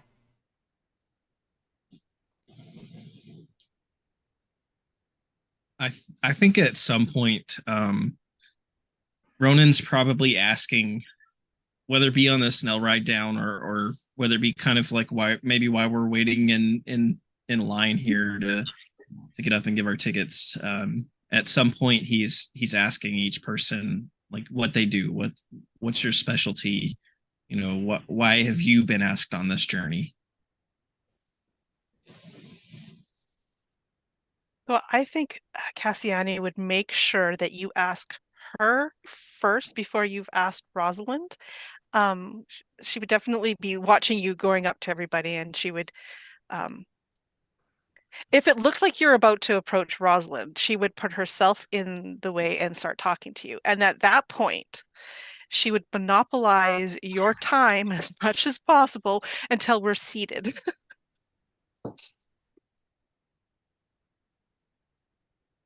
So she would go on about family and the fact that she's a diplomat, and she does travel, but usually never up this far. And she'd be very pleasant, and she'd ask about, she'd kind of almost turn it around on you and ask you what you do and where you're from and all about you.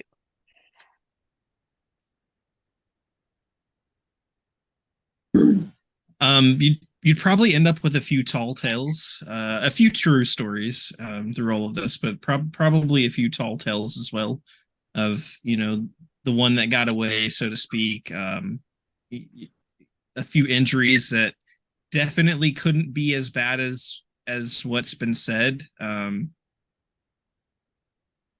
But everything has a seed of truth. Right. And she would look very interested in whatever you're saying. And she's not feigning all of this. Some of this is actually real interest. Once she has your attention and we're having this conversation, she'd actually very much be very genuine in how she is talking with you. I would like to ask you, how did you collect all of those teeth that you have around your jacket and everything else? He would look to you and say, some I took off of things I've hunted and killed. Some came from my father. He was a hunter before me. That's where I learned. Okay. What do you do with what you've hunted and killed? Make use of what I can. The rest goes back to the land. That's honorable. I care very much for animals, and that's what I do. That's my job, and that's my life. I take care of every creature that needs my help. Ronan smiles to you, and he can see between the affection for the bee and what you're saying. He can see that you care for the animals, and he, whether it's there or not, he kind of interprets some concern. And he looks at you and says, I don't care for needlessly killing any creature. Rest assured, if I can help it, you won't be helping anything that I've caused harm to. Good, good.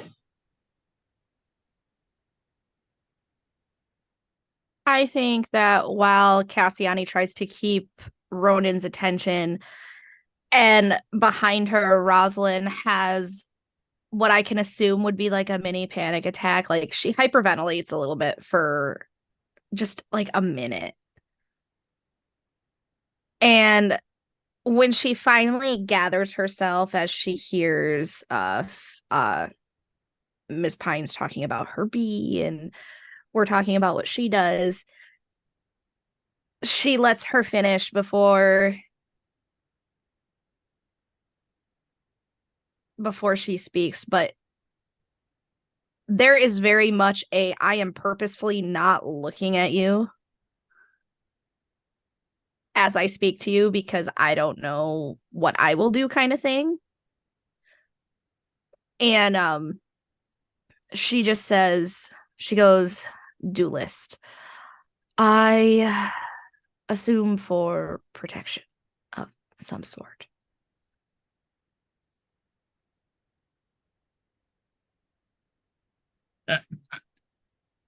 You might not see this because if you're not looking at him, but anyone else, maybe Cassiani notices, because she's keeping an eye between you and Ronan, like kind of a light click on and like an admiration for what you do, and like almost this urge to dig deeper into it, but he kind of chokes that back, realizing that there's something going on here. So he doesn't press you any further. He just kind of nods to you. Respectable. It was, yes. So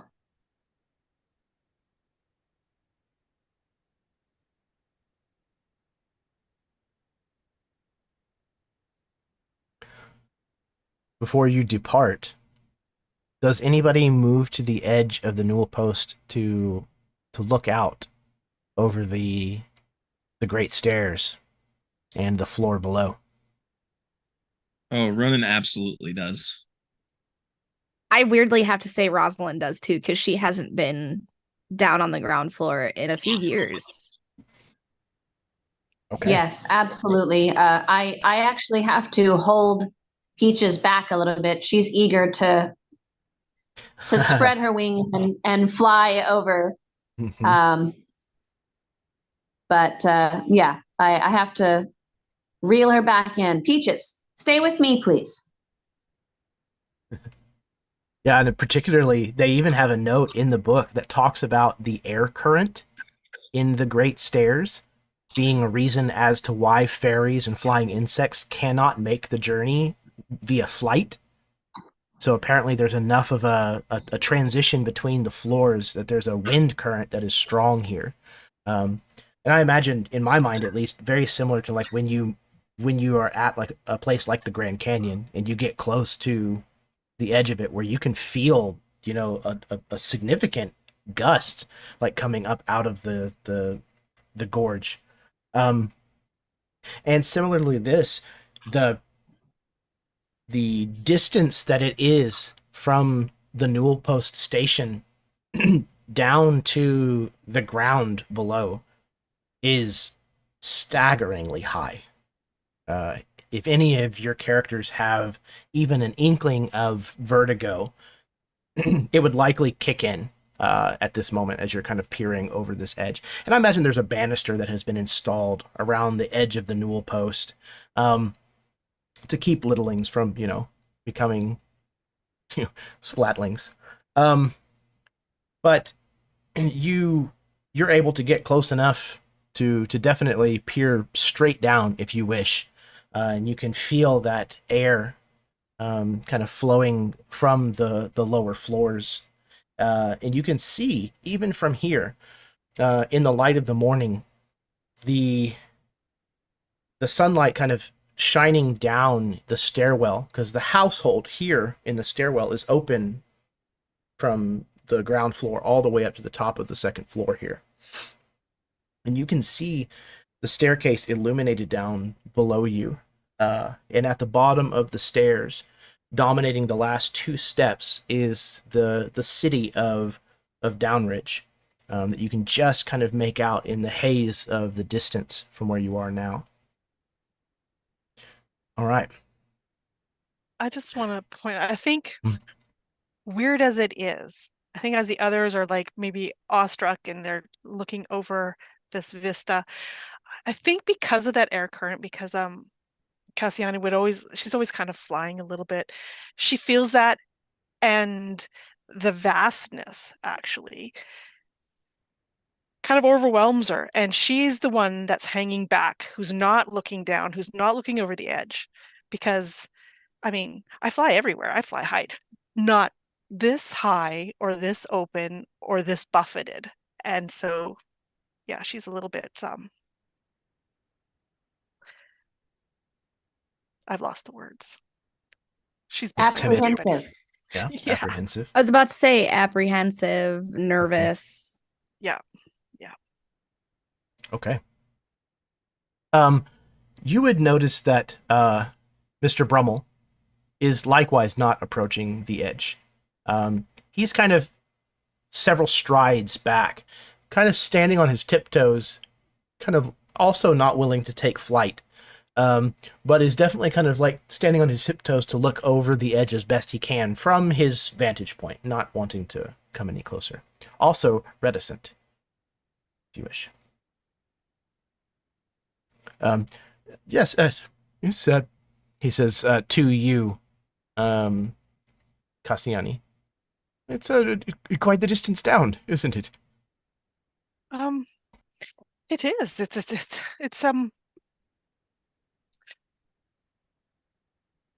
far. Exhilarating. Oh yes. Oh That- yeah, exactly. as well. I think I'm having too much excitement. Yes. You look really dapper. Oh, thank you. Just they're brand new clothes. I wish to dress the part. Should we go sit down? Yes, we should probably get on the caravan to make sure that we have good seats to save them for everyone. Yes. Yeah, exactly. I like how you think. And she would, kind of Shall get we? into the carriage. He kind of produces the Yes. crook of his arm. Oh, she would definitely grab it and go with him. He seems relieved to have an excuse to kind of walk back away from the edge of the Newell Post, back towards the caravan. Yeah, as does Cassiani. I think the further away we get, the more relaxed she becomes. Yeah. All right. Soon, the train station, or not train station, the caravan station manager, the conductor, calls out, "All aboard!" One last time to announce that the caravan will soon be departing.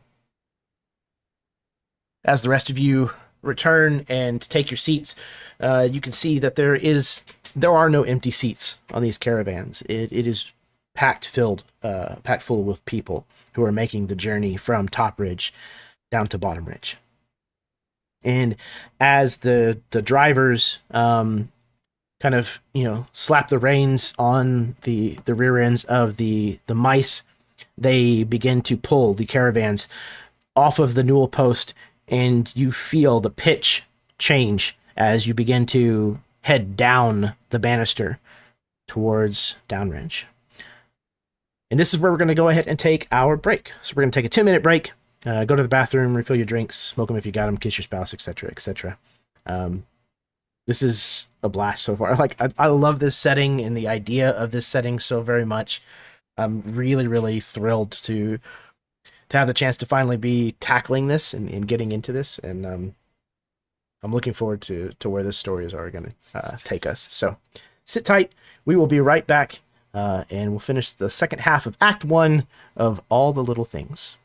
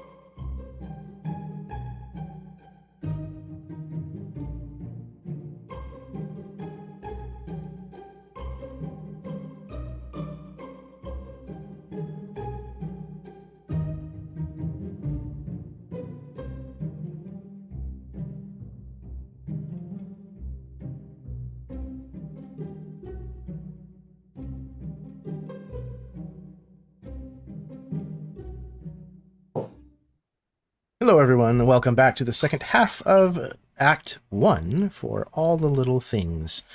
This is going to be a trilogy campaign, I promise this time, of a system known as Household by a company named Two Little Mice. It's a really, really robust but very interesting system, and the setting is one that I'm absolutely enamored with. I cannot get enough of it. So I'm really, really excited to finally be getting to telling this story. I'm having a blast so far, and I know that that's probably going to be the case throughout the rest of tonight, at the very least, if not throughout the rest of the story. So, if anybody has no other business to touch on, then I think we can get right back to it. Excellent. Okay, so you are now on board the Bannister Caravan. This is a series of probably three, carts that is filled with maybe 10 to a dozen littlings in each of these caravans, and each of them is pulled by a team of 2 mice. These caravans have they don't have just wheels on them. You're used to seeing caravans that are pulled by mice that turn on wooden wheels that are made from either buttons or sometimes even coins in fancier parts of the household. But these have wheels that help them roll down the banister. But in the middle of the wheels, they have been affixed to a kind of track that keeps the caravan from teetering to one side or the other off of the banister, which actually happened at one point in the history of the household before this was the case. Come to find out that it was, in fact, an act of terrorism that ended up kicking off an entire war. And it's since been rectified, at least to some degree. It's been made a little safer. So, while there might be a little bit of anxiety for some traveling this way, it is better than the alternative of descending the stairs themselves or opting to try to travel between the stories of the household in what is called the in-betweens, which is between the floors and the ceilings and in between the walls. While there are some littlings who prefer to travel that way, it is not for the faint of heart. It is filled with all manner of unseen dangers and unexpected twists and turns. So, traveling via the Bannister Caravan it is.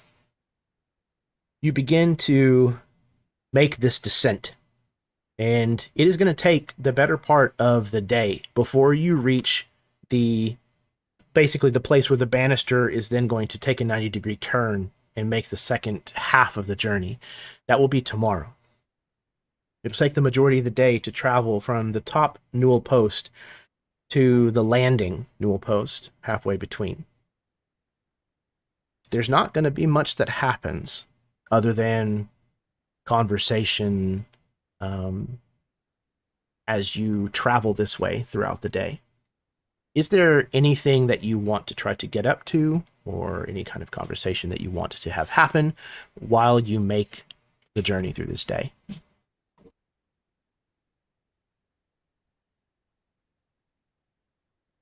Are we all in the same compartment? I would imagine so. Yes. Okay.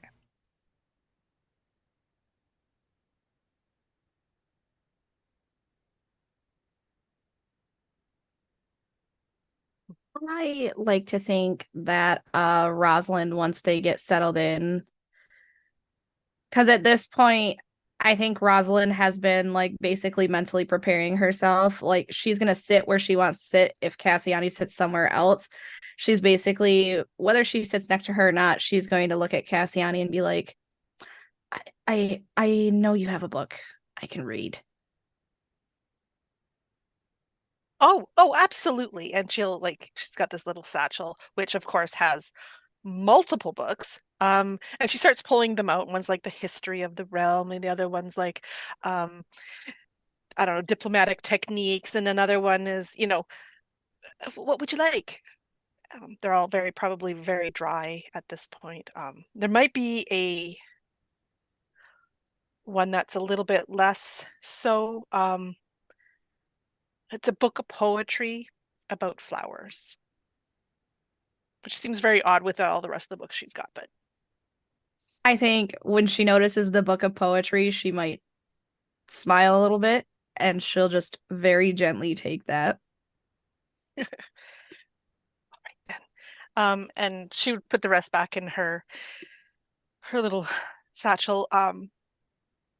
She really doesn't make a big deal of it. Like, I mean, you were asking for a book, and she's been trying to keep, I guess, like the mood a little bit light. You can see that she's actually very nervous about this ride, because I know Rosalind and her, we came up this way, but it was very different climbing in the caravan. Now we're descending, and you can see that Rosalind, Cassiani's on a little bit on edge. And I think at one point she's like, they do have things to stop this, right? Like, we're not going to go too fast, right? It's not just going to go all the way down all at once, right? We'll be fine. And you actually see like the roles are now kind of reversed, where Rosalind, the way that she sits in this caravan, she even she can't press her back against the seat. So she adjusts herself so her back doesn't press against anything. And while she's holding this book, she's got the book in one hand, and I imagine she just kind of pats Cassiani's knee and just keeps her hand there. She's just like, I have made this trip numerous times. You will be fine. I have tended to many caravan mice in my time as a veterinarian, and I guarantee you, they would rather be injured than to let this caravan fall down the stairs. And I think as you're talking, Cassiana goes a little bit white. So do they get injured often? Less than you would think. They're very careful, these mice. They work in pairs, and they're very intelligent. So they don't get injured as often as one might think. So less than twice a day? Oh, yes, far less, far less. I was going to say, I'd imagine it's far less than that. You don't hear of that many accidents. Why would you hear about it? They'd keep it quiet. No. I think they would let others know, because then the caravan would be stalled. Oh, right. I thought they wouldn't let anybody know, because then nobody would take it, and then you got this, Cassiani. You got this, Cassiani. You can do this, Cassiani. And she's just like this mantra over and over again. Why don't you pet Peaches for soothing abilities? She loves to share her calm. Oh, and Cassiani would take you up on that in a heartbeat. Very face in there. Yes, calm. Mm-hmm. Jeremy, would you consider poetry under art or culture if I was trying to see if I knew anything from this book? Oh, let's see.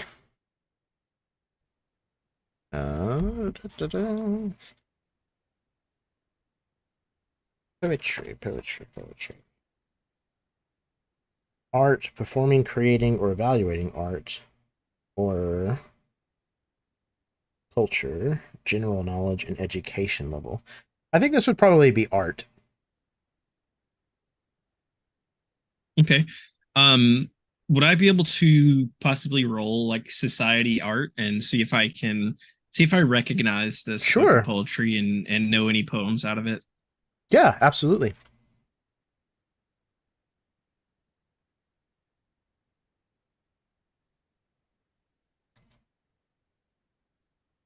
Okay, that's one pair. Okay, so basic success. Yeah, so I think that you have come across at least a, copy of this, or, a partial copy of this or something, and have some knowledge of what might be in it. I think that when Cassiani starts to kind of pet Peaches and is like voicing this mantra over and over and over, Ronan's kind of just been observing everything that's going on. He sees the book kind of being waved around as like you're trying to calm each other and all this is happening, and it's probably gruff because of his voice, and probably not all of the right words. Like the meaning might still be there, but there's definitely some words that are some synonyms that are happening here. Maybe some paraphrasing or whatever, but he's just going to kind of start reciting one of the poems from this book.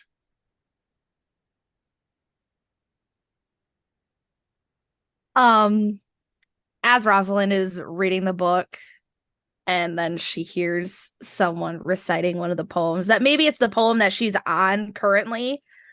And you see her brow kind of just knit together just a little bit. And for the first time, she actually, like, on her own accord, kind of like side eyes Ronan. I didn't expect a guide to like poetry.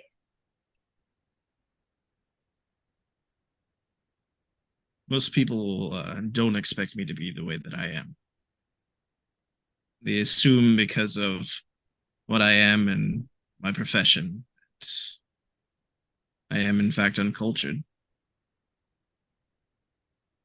Oh no, I've met many who are cultured, but I have also met those same ones that are cultured are quite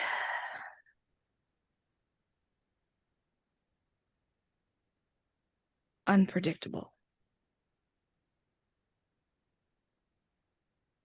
What happens when you trust just anyone? So, you get burned. Right, you are. However, my father says, keep him guessing, but in the right ways.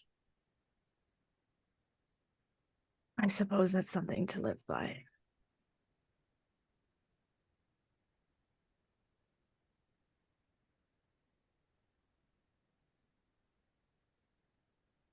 She's just going to go back to reading the book.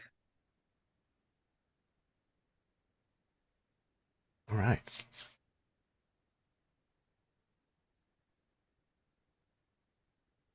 Brummell and Tatiana are both there as well throughout the day.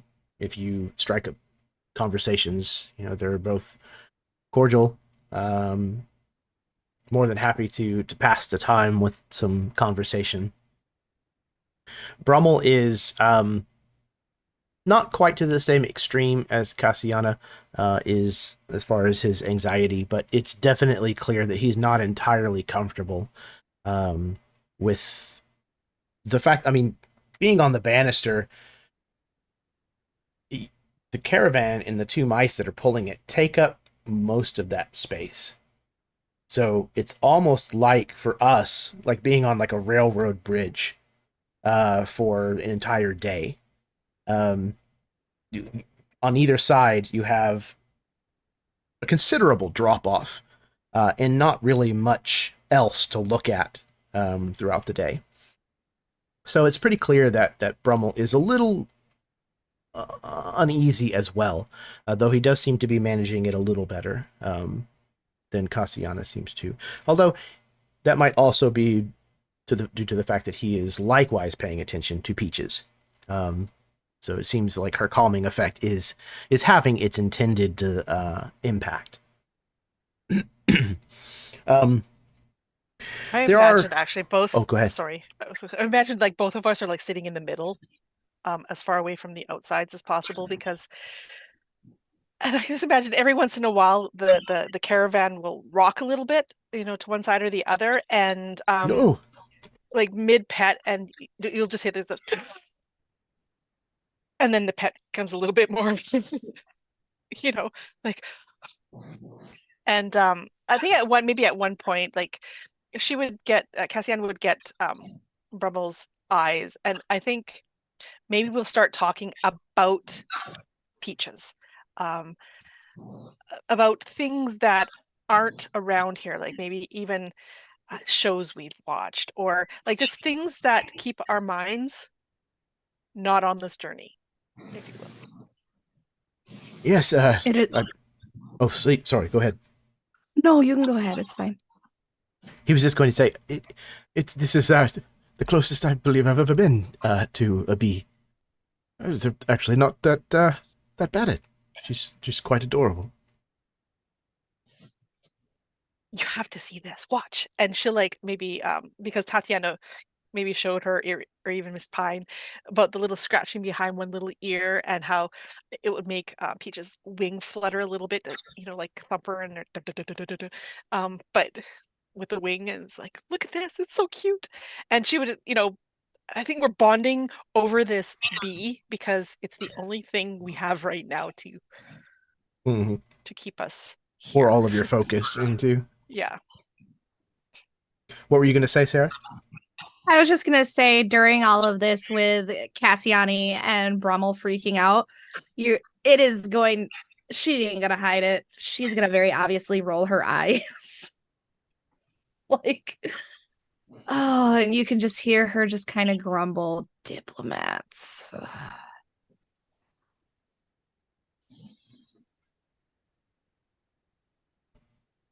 Excellent.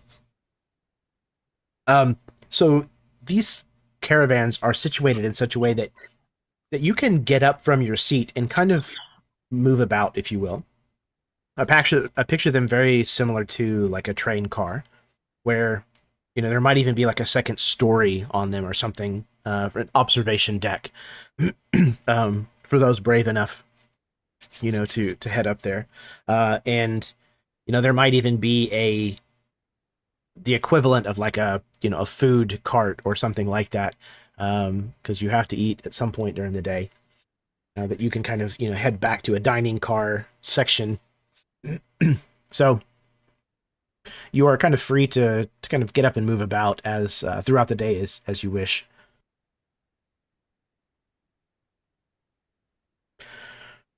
Okay.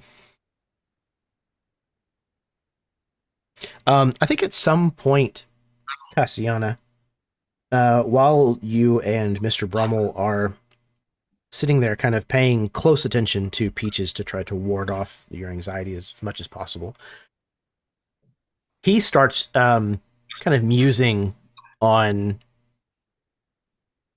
his future life. What's going to happen whenever he gets to Bookshire. From my understanding, she is quite a lovely estate on the bookshelf of Bookshire. I think I would be happy there. And if she'll permit me, maybe we'll expand. I could see maybe a study, perhaps with books of my own, maybe even books of poetry. He kind of looks over in the direction of Rosalind. You haven't actually been there yet? No, to Bookshire? No. Yeah. Never? No, I'm afraid not. No, it will be my first time. If I may be so bold as to ask, like, how did you two meet? I knew Tatiana had said she had a hand in it, but how? Where? Well, we actually met in the Free Dominions. This has been some time ago now at this point. We were both much younger, but I do remember quite fondly. So you've known her a while? Oh, yes. Yes, our families kind of move in similar circles. I'm sure that Victoria's...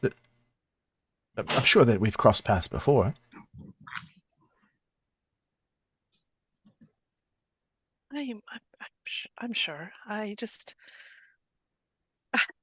meet so many people. Sometimes it's hard to keep all the stories straight in my head, and Yeah, I've yes, only of been at course. this for a few years, so. But so you and this lady, Del, sorry, De Del Colletta. Cava, De Colletta, have known each other for years, but you've never been to her estate before. Well, no. No, I've only heard about it. So she does most of the traveling then in your relationship?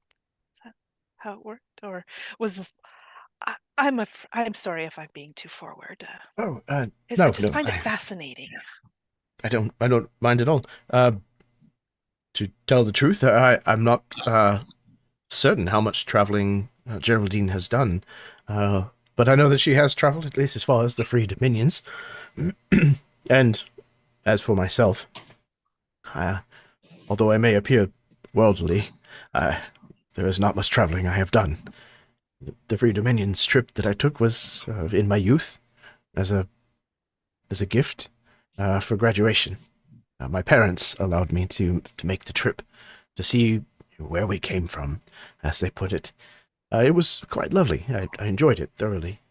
But I have enjoyed my life in the realm. But I think I will enjoy life in the Hearth as well. Seems rather quaint.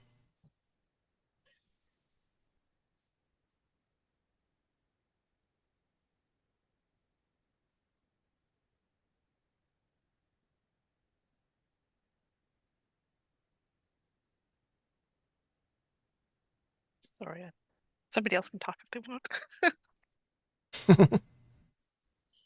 I'm gonna start walking around the caravan or the carriage. Yeah. Let Peaches kind of stretch her wings a little, maybe. If you can pry her away from Castiani and Mr. Brummell. Yes. Okay. Yeah, you see a pretty wide variety of littlings that are here on the caravan. Some of them seem like they might be making like a transition of life kind of thing. You know, there's a lot of belongings. They seem like, the entire family is maybe picking up roots and moving. While there's other people who seem to be on perhaps a vacation. You might even spot like a honeymooning couple. There seems to be a wide representation of ages as well as the different folks here. You see fairies and sprites and boggarts and slough in fairly equal measure.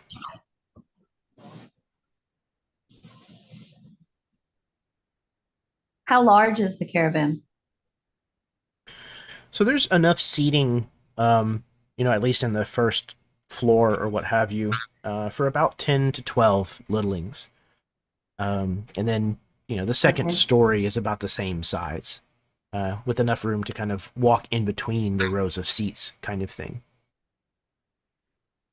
Okay, I'll head up to the second floor.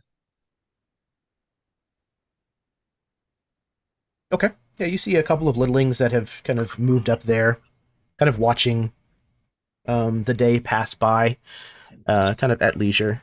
The upper car is mainly like two long benches that are sat back to back in the middle of the car, so that people can sit and look out, over out of the windows or what have you of this carriage. There's several individuals, nicely dressed gentlemen that have, their pipes in one hand and their newspapers spread out over their laps. People who seem to just kind of be passing the hours of the day before the caravan's going to stop for the evening.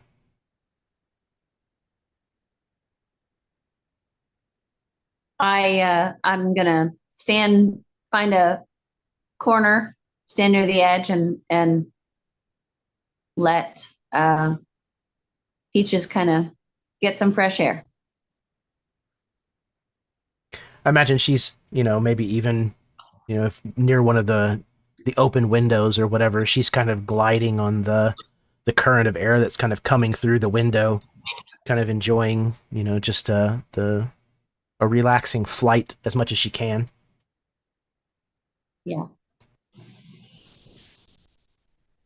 There's probably a few children who are here on the caravan who are quite taken with Peaches as well. They come over and spend time, paying attention to her and asking if they can feed her.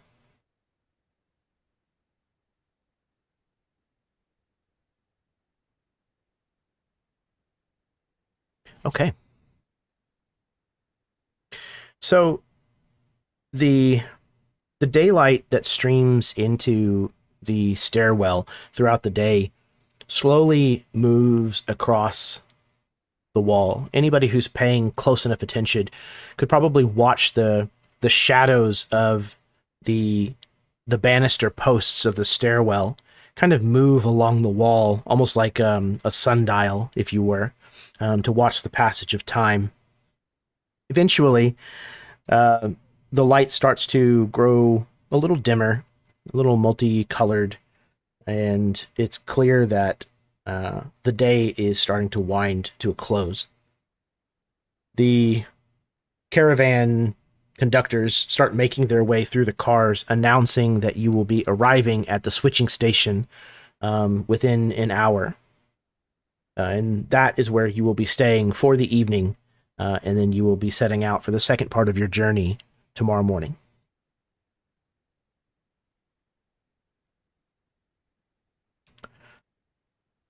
And indeed, you do arrive at the switching station.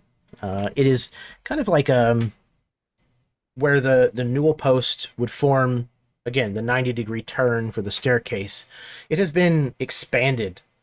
There has been like a platform that has been built up, kind of extending the top surface of this newel post into an area that is large enough to house a stable for the mice, as well as enough area or ground for all of the passengers to be able to essentially camp for the evening. So camp has already been kind of set up. There's various tents. There's small little campfires for warmth here and there.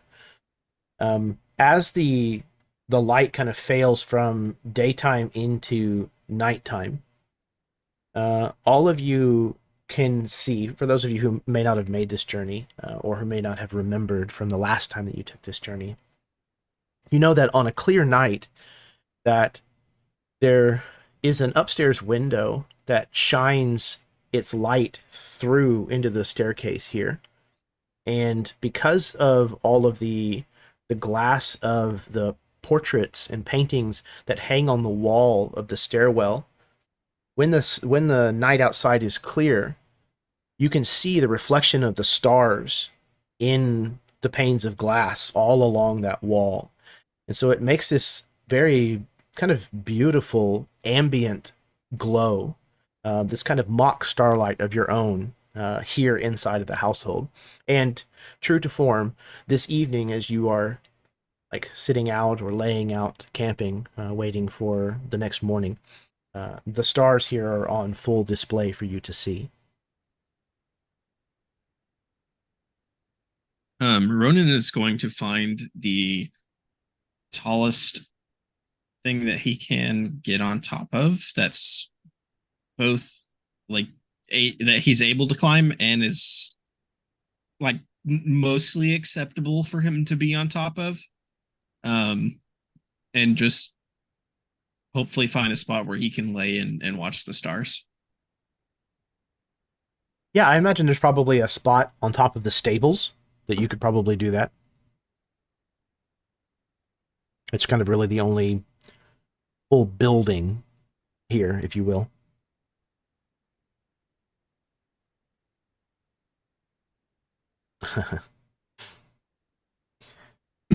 So, You establish camp here. The mice are unhooked from the barding and the bridle and the tack of the caravan, and they're kind of led away. They're fed and watered. They seem like they're pretty decently taken care of. These are not your normal average run of the mill, house mice.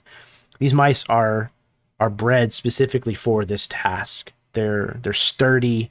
They have a lot of stamina, and they're conditioned. They're very strong mice, and they're also bred with a certain temperament where they behave and stay calm and get along with their quote unquote mated pair. So you are kind of free for the rest of the evening to do whatever you wish. Ronan, if you wish to head up to on top of the stables, you certainly can. Tatiana will kind of softly be strumming and singing quietly near the fire where she's going to be staying for the evening.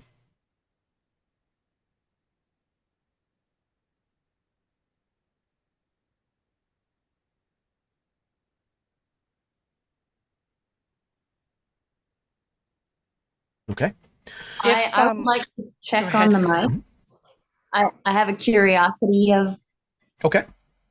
about the mice that are pulling the caravan. I just want to go examine them and make sure that they're being cared for. Yeah, absolutely. I wanted to say that I think Rosalind would kind of tap Cassiani, and as she notices Miss Pine leaving to go towards the stables, she's going to be like, you might want to follow her, just so you know that the mice are good too. Maybe that would calm you a little bit.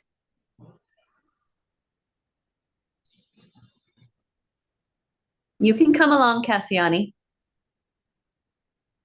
See? This. You're right. Maybe. Yeah. Okay. I think that would be good for you. So close to the edge. It's okay. Just keep your wings very tight to your back, and you should be fine. I've made the trip many times. She excuse me. Sorry, she starts to walk with I think by this time we call you, is it Felinia? Felinia, yeah. Felinia. I think we start calling you that because we've known you long enough now that we can first name basis. So she'll start to follow you. But she does glance over her shoulder at Rosalind a few times, like, you sure about this? Rosalind will just nod. Like that, the first day of school, the kids looking back at mom. Yep. Are you sure? Yeah, and she'll go with you to see the mice. All right. So Felinia and Cassiani make their way over to the stables, where you both find a rather short. Is it Undine? Undine? I've been pronouncing it Undine. Undine? There you go. An Undine man with a considerable mustache and mutton chops. He wears what looks like it might have been made from some kind of pillow cushion. A hat with a decorative tussle that hangs off to the side. He seems to be the one tending to the mice. At first, you don't even see him because he's short enough that amongst the mice, he does not, his head does not stick up above them. But at some point, you'll see him kind of saunter out from in between them. He's bow-legged, and he's got kind of a pot belly. He's very much kind of dressed for this job. He has kind of rough and tumble clothes on. His occupation in the world of household is known as a mouse hand. He comes out from between two of the mice. He has a feed bag in one hand and kind of a brush strapped to his other hand, and he looks up and sees you. Can he help you? Hello there, sir. I'm just coming to see how well these mice are being cared for. It seems you're doing a fine job. They look rather healthy.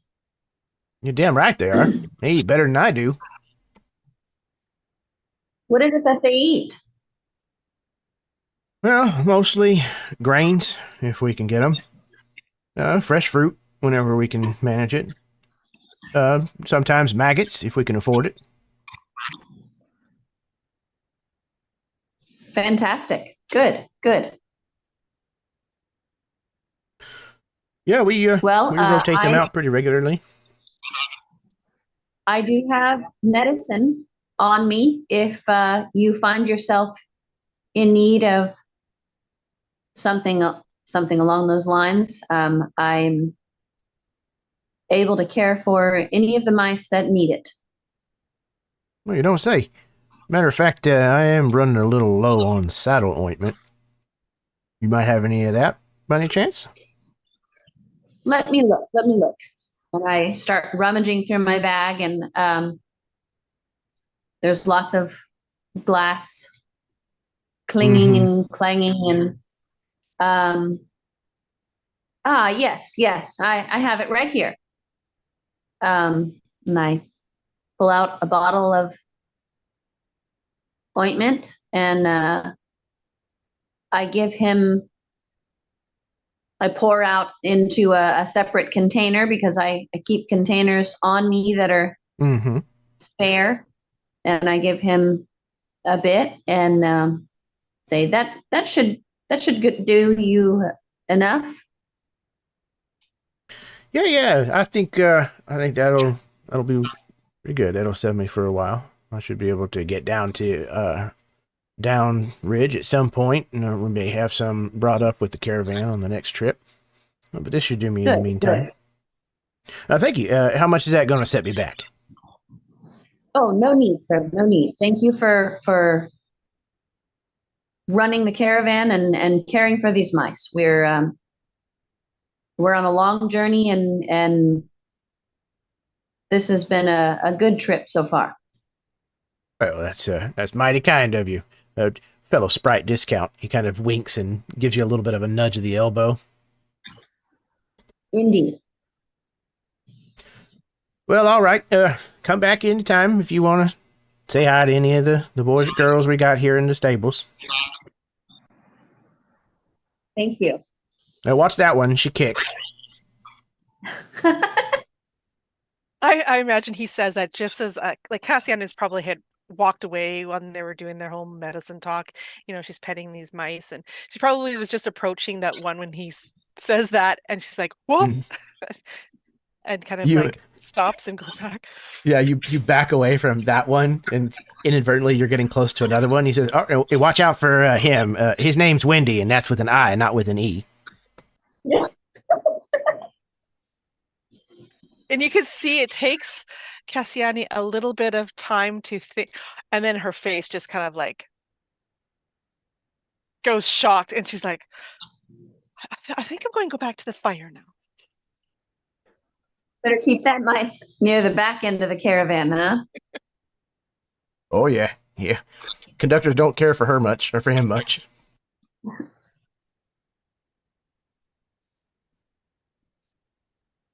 All right.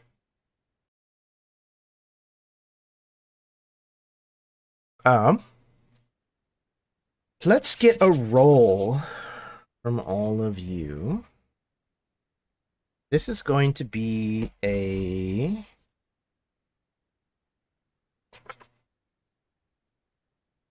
Let's see.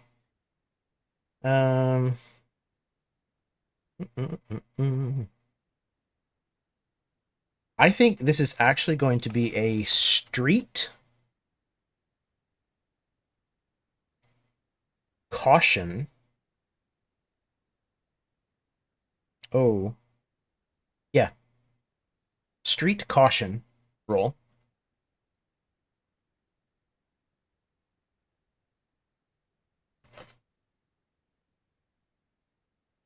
Looks like Karen rolled well. I got a triple. Oh, 3 of a kind. Okay. Yeah. That's a critical success. Excellent.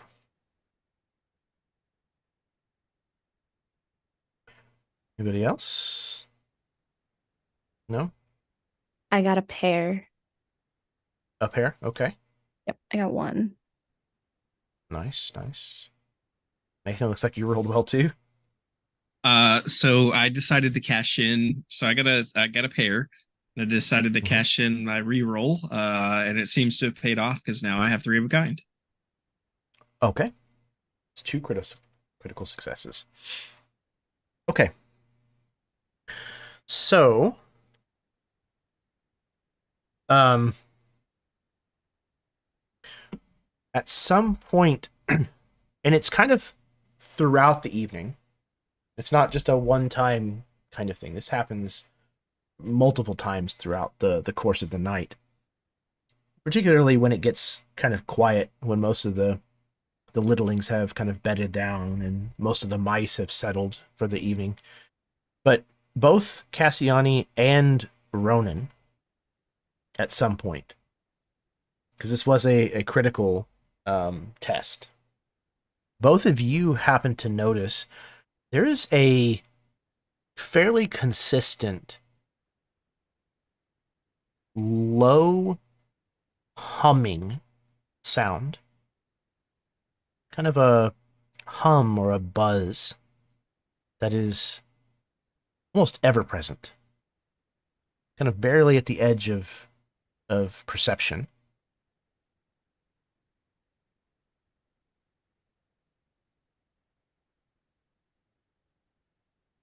I think maybe Cassiani, when she kind of hears this and realizes this, she's at this point maybe sitting somewhere where she can see.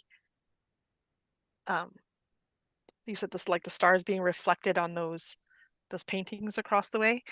So she's kind of sitting there and she sees this, and she's been taking in the sights and just having maybe the stars kind of calm her a little bit. And I think in that quiet is when she hears that noise, that constant, you said droning, like humming. Yeah, it's like a buzz or a hum. Buzz. Does anyone else hear that?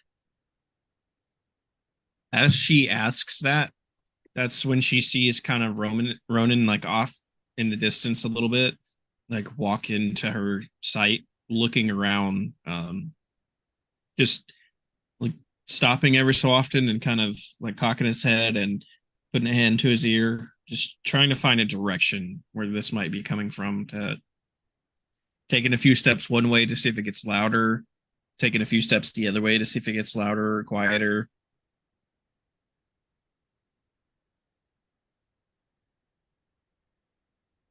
So it's difficult to tell because it seems to be like all around, either through echo or origination. But as you move closer to the stair side of this platform, kind of closer to where the stairs themselves are, you are fairly certain that it seems loudest from that direction.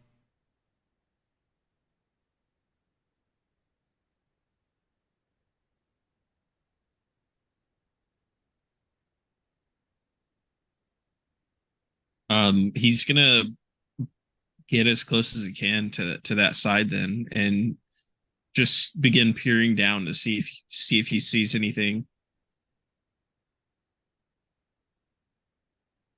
I think Cassiani will have approached you, noticing that you potentially are hearing the same thing that I'm hearing. Like she'll approach you, not quite as far as she'll stop. She's not going to get close to that edge, but where she can like at least still talk to you and see what you're doing, is like, you hear that too. What do you think it is? I think, like, as you're walking with Ronan, just before Cassiani gets to that point of where like she'll go no farther, like just maybe a step away from that, Ronan probably puts his hand out in front of you, and it just says, "Probably shouldn't approach any closer until we know what's happening. I'll go take a look." And kind of as you ask what it is, he stops on his way to the edge and turns and looks at you, and not sure yet, but plan to get my eyes on it. Sound that isn't familiar and you don't know where it's coming from is not a good sound. Do be careful. And he's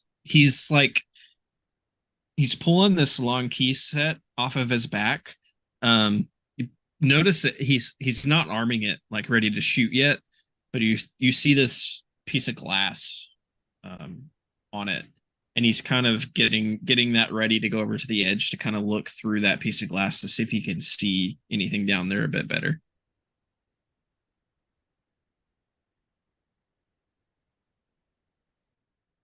Okay. You approach the edge and you kind of sight down your keyskit, looking over the edge of the banister towards the stairs. And in the darkness, the dim light of the evening, it's kind of hard to tell exactly what you're seeing. But the stairs are riddled with all kinds of things. There's pieces of broken furniture and mushrooms and some cans and boxes and things that have been hauled up there to help with either the ascent or the descent from stair to stair. You can see strands of spider webs kind of blowing in the draft that is present here in the Great Stairs, kind of adding to this somewhat ominous sight that you're kind of taking in. And as you look down, at first you don't think that you really see much of anything. But there on the stairs, there is what looks to be like a small wicker basket. Small to a human, it would be. So like a wicker hand basket that has been left on its side and kind of pushed up against the wall. But it's whenever you look into the glass on this keyskit that you're able to get a little bit of a better kind of look at this basket. And as you're kind of examining it, you see the telltale signs, the edges of a wasp nest.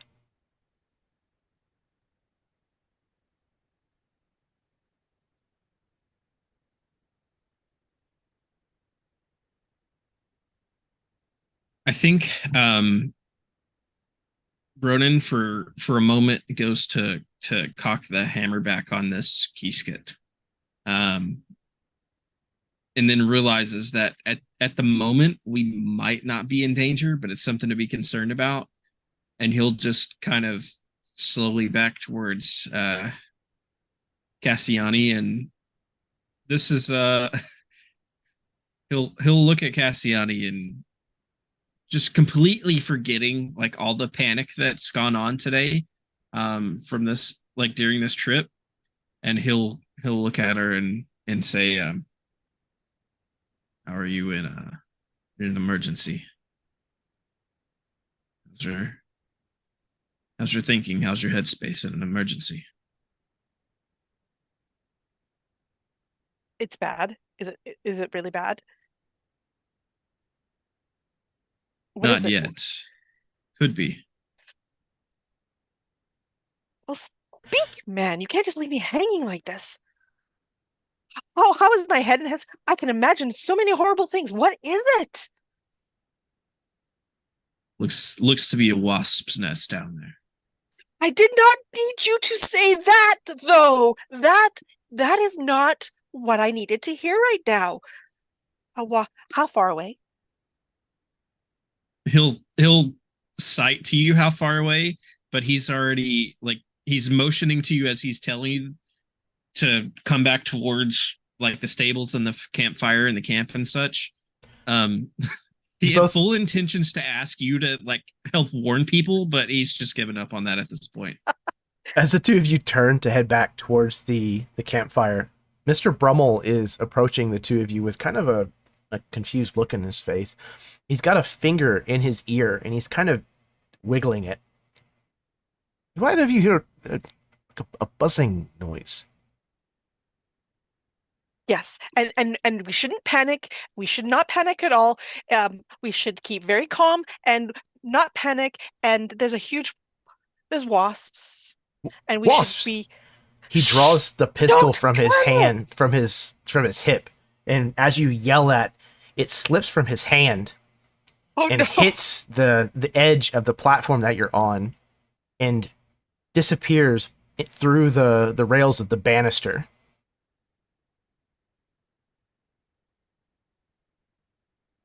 So what I would like from Cassiana and Ronan, from both of you, is going to be some kind of stealth roll. Let's find out what that is. However, I the way that secondary characters work, which is what Mr. Brummell is they have both a help and a hindrance that they come with. Mr. Brummell's hindrance is a curious meddler. He is loud and makes it difficult to sneak. So, sounds about right. I'm sorry, Ronan. we are going to roll street illusion. Illusion? However you say that word. That's not a word I've seen before. Elude. Oh, probably the same. Say like elude. It's like illusion. It sounds like illusion. Like it does. Ooh. Illusion, Yeah. illusion, and illusion. Interesting. Yep, illusion. Well, there you go. Today I learned.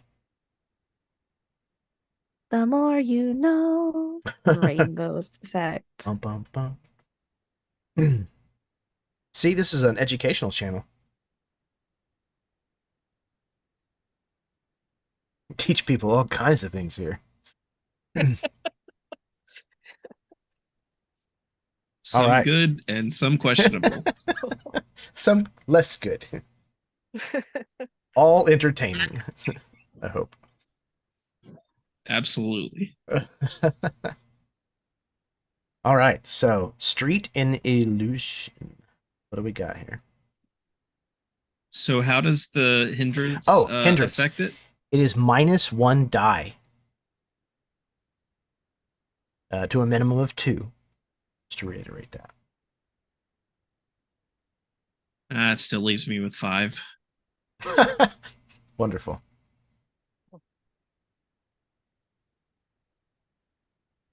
Well, I got 3 different numbers on my 3 dice, so Okay. I did not make it. Failure.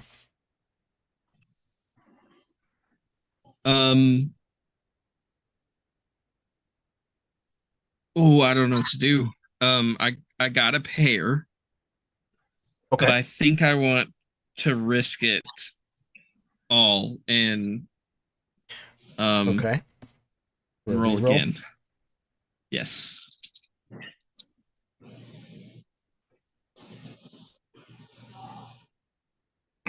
Okay, that turned into 2 pair. Okay. So would you like to gift a success to Cassiani? Absolutely. Okay.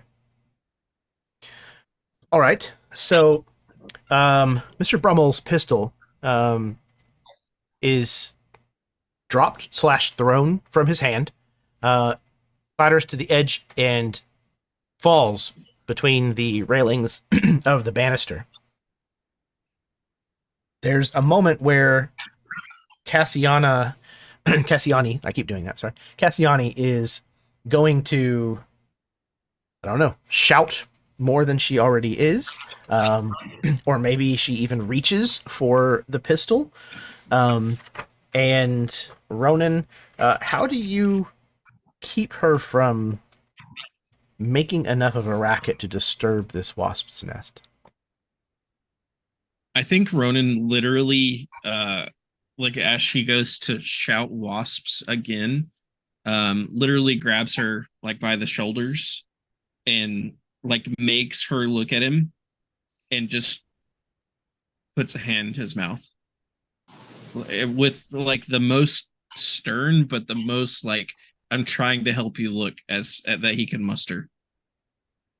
Cassiani is looking back at you. Her eyes are like wide, and she just kind of like nods, and her own hand just kind of goes up to her lips. Yeah. Ronan just smiles and shakes his head. Mr. Brummell kind of looks sheepishly back at the both of you. Terribly sorry. Cassiani would just kind of turn her head just slightly because she's trying not very hard not to make any noise, and put her finger to her lips. After what seems like an impossible time, you hear the pistol clatter against the wooden walls of the staircase down below and come to a rest somewhere, likely near that wasp's nest. You hear the droning increase, and you can hear the wasps investigating the area, but they do not come up as high as your platform.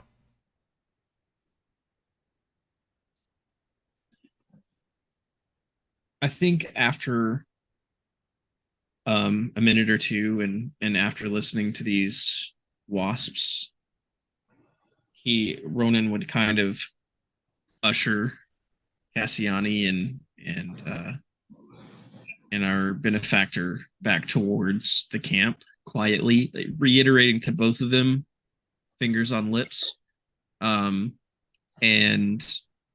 like guide them back to the camp and probably find whoever's like maybe the leader of this camp, or like whoever seems to be in charge, and quietly let them know what he saw down there and what just transpired. Okay. It's probably the mouse hand running the stable, because there's not really much else here. So I imagine that he's probably the one who is in charge. So again, you see the same bow-legged, at this point, this time of night, he's wearing something that is reminiscent of those, like, flat-bottom pajamas.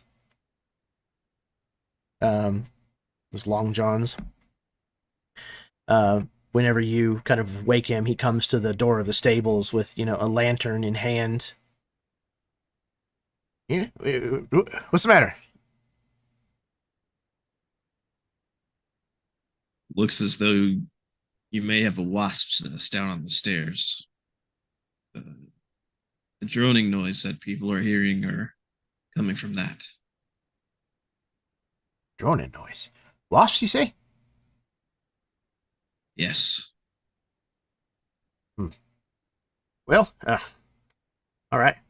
I suppose maybe the guards aren't doing as good of a job sweeping the stairs late, but do me a favor whenever you reach Downridge tomorrow and let them know. Maybe they can send up somebody who can deal with this problem. I'll do that. In the meantime, might be best to keep the noise to a minimum as much as possible. Yeah, I think that's probably wise. You hear that, Wendy?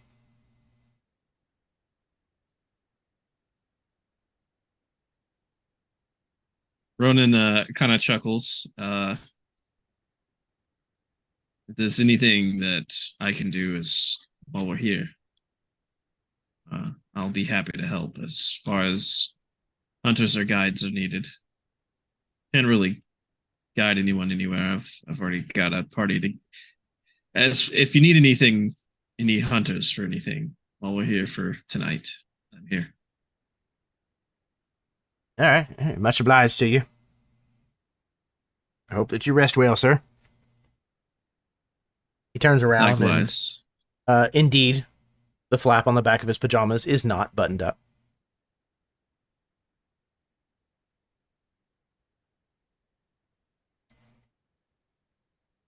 Ronan wonders, even though he looked at one of the mice when he said windy, Ronan now wonders if he was referring to himself as he turns and walks back towards the camp proper. You get the feeling that this man probably speaks to himself quite a bit, in addition to speaking to his mice. It's probably a pretty lonely profession up here on the the banister. There was a question about how moves work. So you can use every move at your disposal once per session. If you want to repeat a move that you've already used in the same session, you can do so by playing one of your aces. The suit symbol next to the name of the move indicates which ace you can play to gain an additional use of that move. If there's two, you can play either of those aces to repeat the move. And it basically looks like moves are special actions that you can take without rolling the dice. So it's like a thing you just do. Cool. Good to know. Yes. Yes. Okay. All right, so you pass the word quietly around the rest of camp to various different reactions. Some a little more calm than others. But the camp in the entirety is able to keep the level of noise down. And the remainder of the evening passes uneventfully. The droning eventually, that had kind of risen in noise as they were kind of disturbed, eventually dies back down to the low level where only a few of you were able to perceive it before. So, you're all able to get a good night's rest. And in the morning, camp is broken. New mice are hooked up to the caravan. And you begin the second leg of your descent to the ground floor. Is there anything that you wish to do or discuss during this part of the journey? Yes. At some point,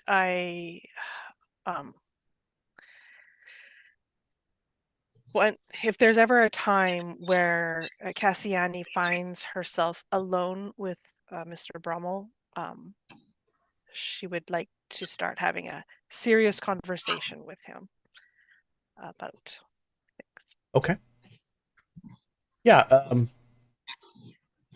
I imagine that he probably smokes a pipe occasionally, and at some point, he may go up to the kind of the observation car to smoke and stay seated the entire time. Doesn't bother, moving over to the edge to look out over the edge of the banister. But the sights throughout today are a little more tolerable because, well, the ground is a lot closer during the second part of this journey. So yeah, at some point you can kind of find him when he's isolated, kind of having a little bit of a smoke. Hello, Miss Victoria. He stands as you kind of approach. Sir, may I? And she'd indicate like the seat next to him. He says, do you mind? And he indicates the pipe. Oh, no, not at all. Then please, I'm welcome for the company.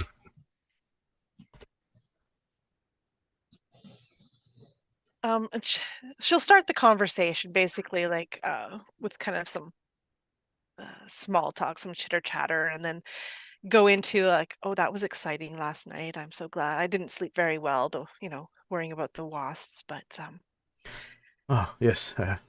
Must admit I'm quite embarrassed. No need to be. I mean, neither of us were expecting that. I think you handled yourself superbly. Ah, well, the coin I spent on that pistol would probably disagree with you. Hmm. But hiring Mr. Flynn there is probably the best decision. He had quite the level head. He nods. Yes, I think so. The chap that I had hired initially, a man by the name of Hawthorne, I think that he would have gotten the job done, but I don't believe that he would have handled himself quite as well as Mr. Flynn did last night. Yes. Well, things all work out the way they're supposed to, I guess, right? Yes, I believe so. Quite a harrowing journey already. You know, there's no polite way to say this. She just kind of says out loud.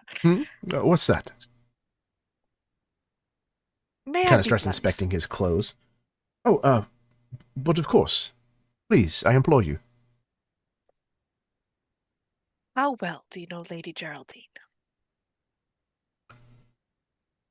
He looks almost like this question is maybe bordering on inappropriate, and he looks suddenly kind of like bashful. Well, I'm afraid I don't understand the nature of your questioning, but I don't know her that well, if that is what you were asking. A little bit of color kind of rises in her cheeks as she realizes what he thought she was asking. And she's like, oh, no, I mean, like, know her. How well do you know her and her business and her, like, what she's like? Well, like I said, we've known each other for some time. She's quite lovely. She's very successful, I might add. She's quite well off on her own. And she's eccentric, I think, is probably a good way to put it. She has a good eye for seeing worth, seeing promise. In people? Yes, I quite think so. I believe there's more than one littling who has benefited from a good word from Geraldine. Pardon me, from Lady de Colletta. I would like to make an insight. I would like to. She's trying to read him as she's hearing this because we've heard disturbing things about Lady Colletta, and he's now saying that he kind of knows that she can tell people's worth. So now she's kind of questioning whether she actually wants to tell him what's going on because maybe he already knows. So this is what she's trying to gather from what he's trying to say here. Okay.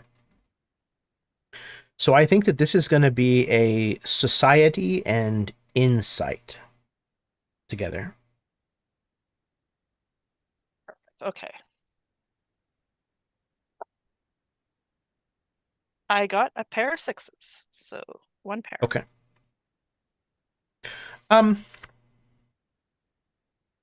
You don't think that he is... You don't think that he's necessarily trying to, like, mislead with his description of these things. It seems like he genuinely sees what he understands or knows of this woman. He sees it in a positive light.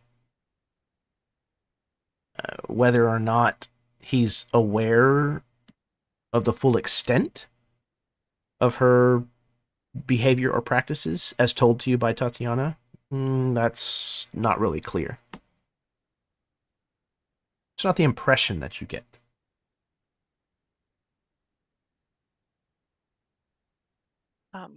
So Cassiano would start to approach us a little bit more cautiously, I guess, until we get a better read on him. How old do you know Tatiana? Like, have you known her a long time? Oh, Tatiana. Yes, I've known her for quite some time as well. She's And a traveling performer. She's known kind of throughout the household, but I have had the pleasure to know her from school, actually. are you good friends then? Well, I mean, they're probably more aptly considered acquaintances, I would think, but we're on friendly terms, yes.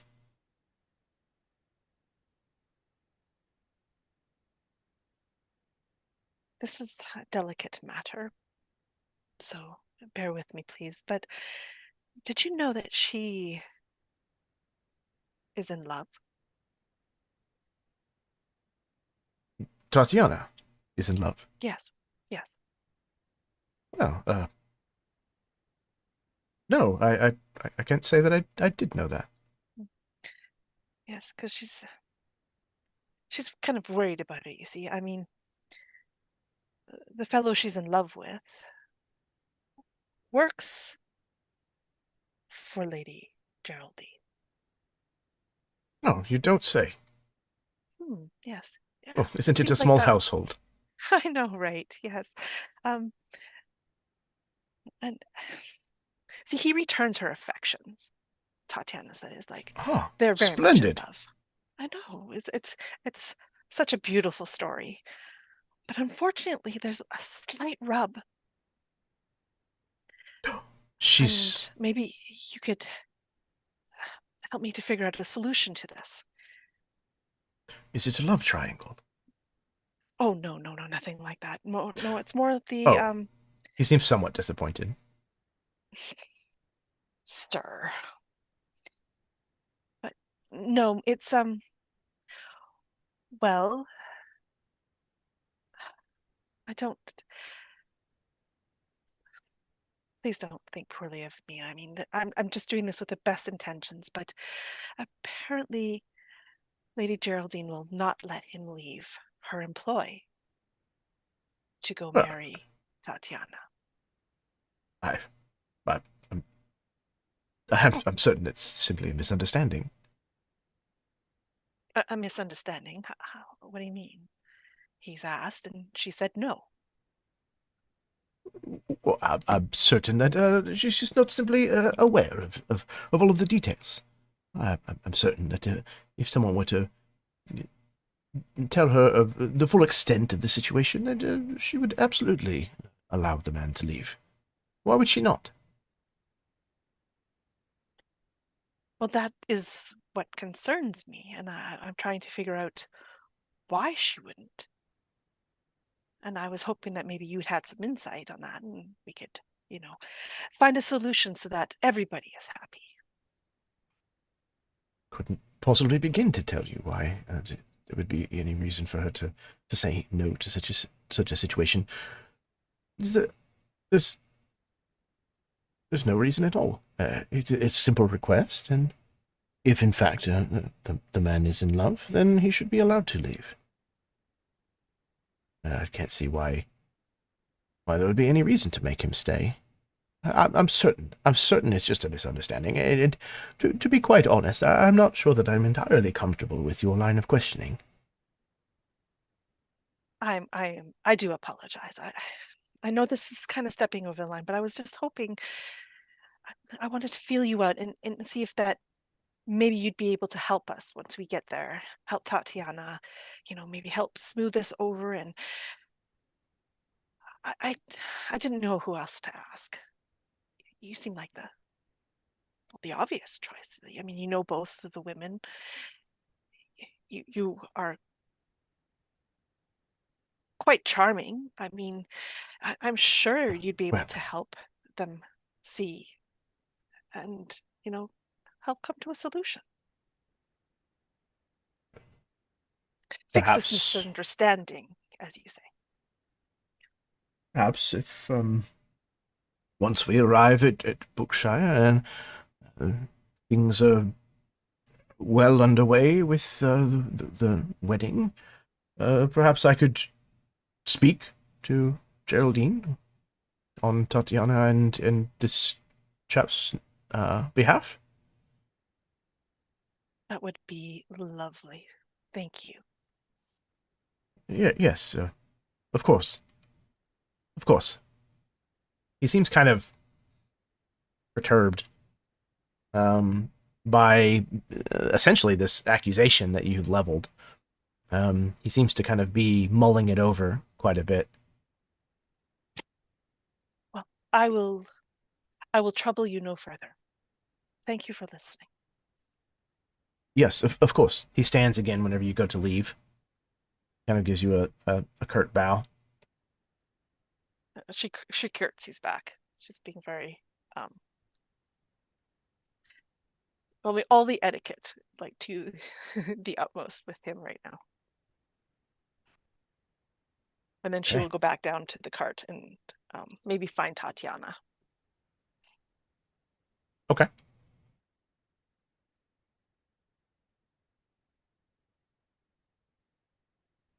Tatiana is maybe sitting with some of the others from your group, perhaps even with Rosalind and Felinia. She kind of notices, looks up as you're kind of approaching, and she kind of mouths, "Did you ask him?" And as I'm approaching, I kind of like give a curt nod, and then I don't really say anything, of course, until I get much closer, and then I kind of flop, which is kind of uncharacteristic for how Tatiana moves, but she kind of just flops in the seat beside Tatiana. It is done. What did he say? It didn't go as poorly as I feared it might, but it did not also go did not go well. Is he? I may have offended him. Oh, he's upset. Yes. But he did say he would speak to her. He did.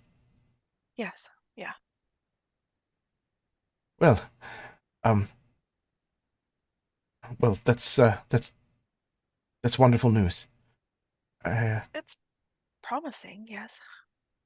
I'm sure that he can convince her.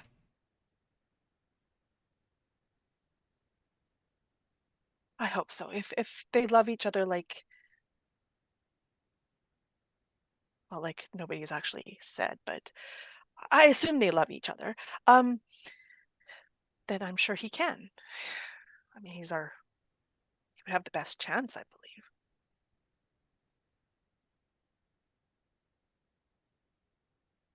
And if he isn't able to convince her, she kind of looks at Rosalind's weapon,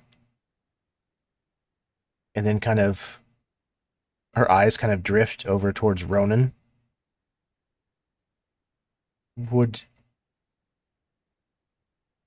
all of you be willing to do me another favor?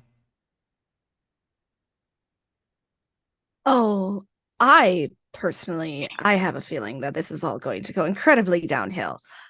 I already plan on, while I am not fond of the idea, I fully plan on getting everyone out of there. Tatiana smiles. It's disgusting. I agree.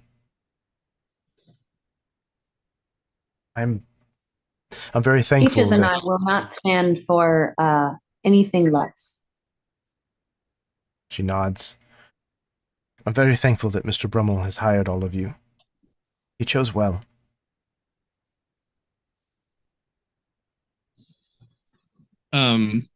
Ronan clicks the last piece of his keyskit back into place as he's kind of been just like oiling it and cleaning it or whatever. And he says, I'm not exactly sure what you're all planning or even asking me to do. But it sounds like people's safety's involved. There's a task that requires saving someone. We'll take care of it. And he like pats his keyskin at this as he says, "We'll take care of it."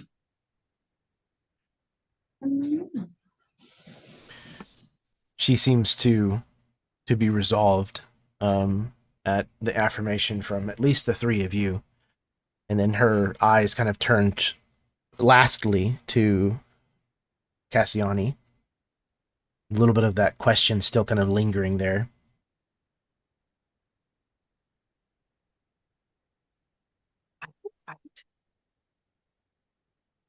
Well, no, I wouldn't expect you to fight. But would you help? If she won't let him go. I will do what I can. I mean, she could try and talk her into it. I mean, that is That's what my gift. That is what mother and father prepared you for. Exactly. But if it goes south for me, I'll be there, don't worry. Very well then. I am. We've still got quite the journey ahead of us, so I will. We do. I Yes. will let Mr. Brummell simmer before I approach him again. But there is time. We can still work on him to make that so that he is prepared when he gets there himself, if you will. I should probably go speak to him.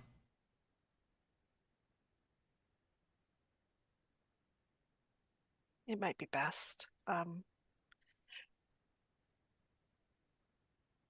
Yeah,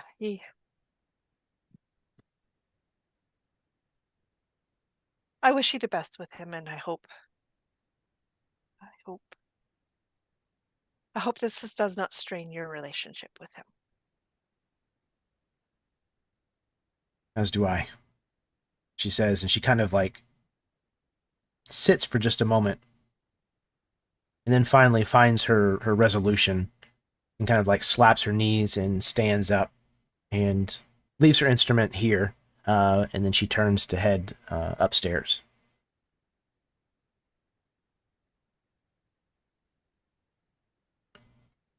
Okay.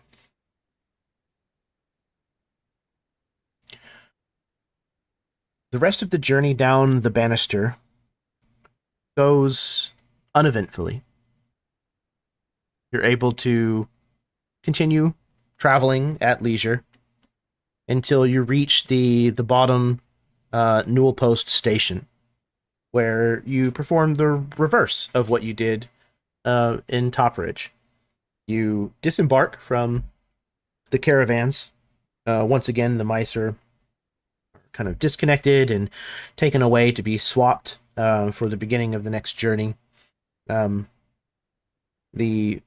snail elevators have made their way back up the vertical climb of the banister itself, and you are able to kind of load up onto the platforms on the back of their shells and escargot down to the town of Downridge.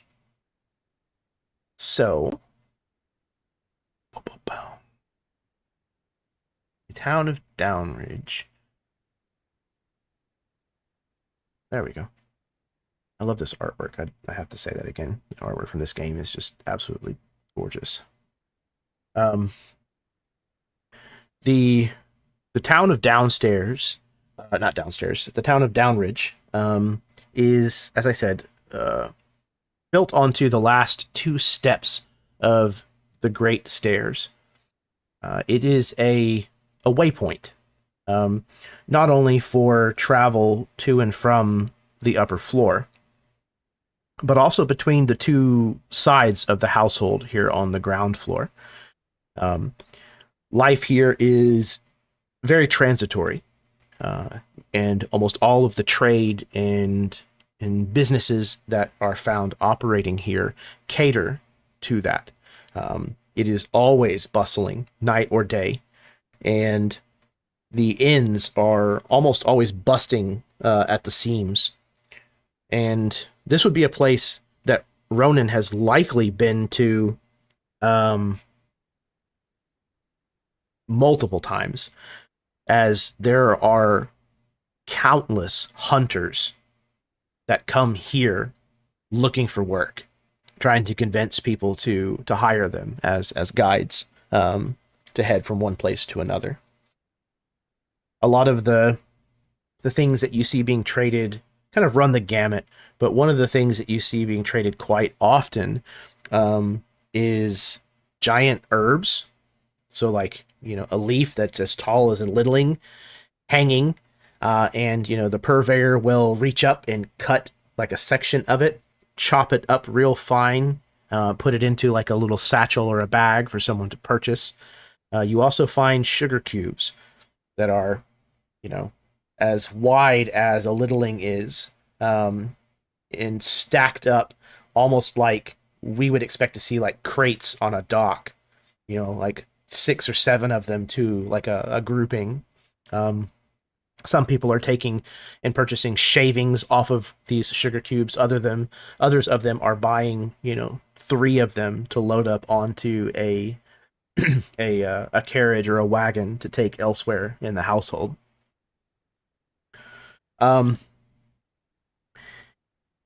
While you are here, you know that you'll be departing again the next day. Probably won't be quite as early in the morning as the last 2 days have been, but it is already getting towards the end of the day today. So you'll be spending the night here in Downridge. Luckily, Mr. Brummell has again taken precautions and has procured a stay here for you. It is not anywhere near as opulent a place as the Brass Tureen Lodge, but it is clean and dry, to say the least. So, are you guys doing goddamn snail puns? I love you all and I hate you all. Is there anything that you're doing here in Downridge for the rest of the day? I think Ronan might.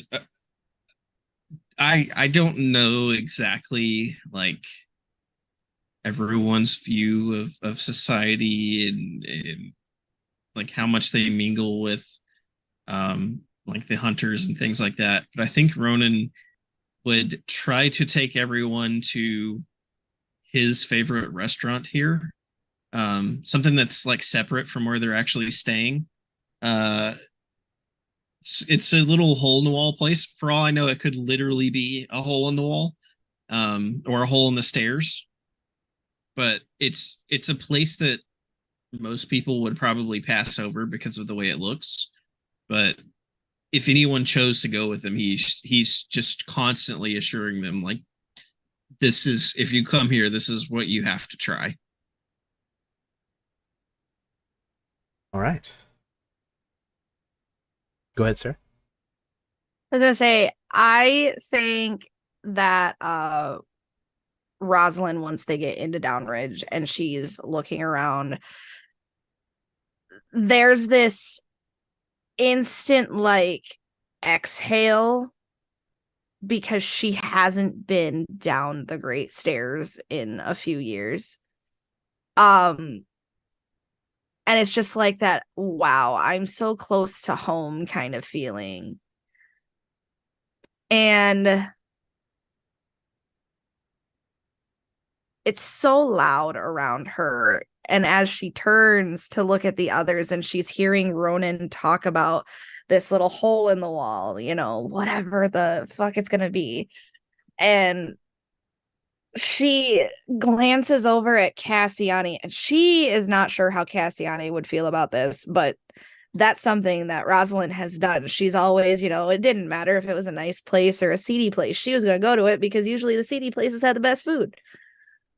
So I think you would see Rosalind Cassiani, you would see her just kind of like wave, and she would keep her distance from Ronan, but I think she would follow Ronan. Yeah, all the reservations that Cassiani has about going to this place that Ronan keeps talking about are kind of dispersed a little bit when Rosalind shows that she wants to go. I mean, she wants to go with Ronan to this place, and that to Cassiani is huge. So there is no way she's going to stop this from happening. So she's going to go with Rosalind to, you know, be her backup. Maybe against her better judgment, but she is going to go because her sister is actually putting aside something that has been so like the big elephant in the room to go to this place. Yeah. I love food. You do.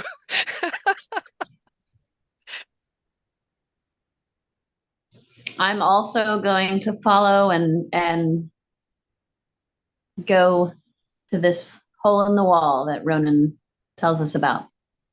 Perfect. Okay.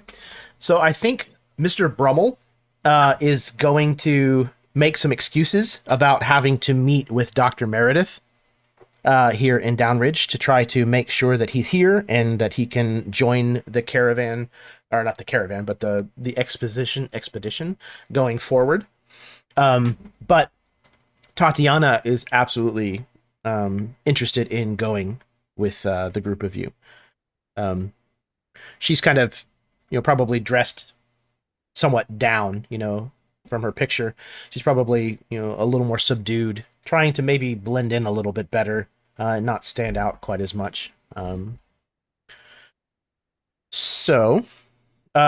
my goodness, Ronan. that means Cassiani is sticking out like a sore thumb at this point because she's still in her fine clothes. Yeah.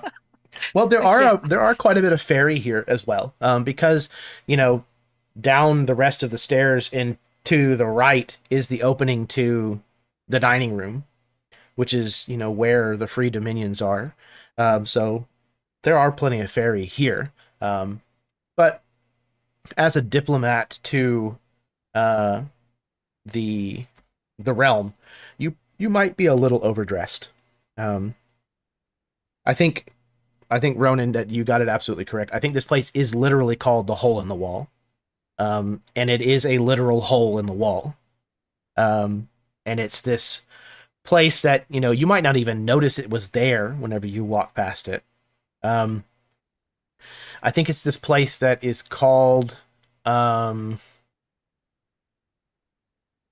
it's called Penelope's. And that's literally, it's just like a little piece of wood that has had the name Penelope's like engraved in it, and it's just like not even hanging outside this hole. It's literally like just propped up against the wall next to this hole. And you go inside, and Penelope is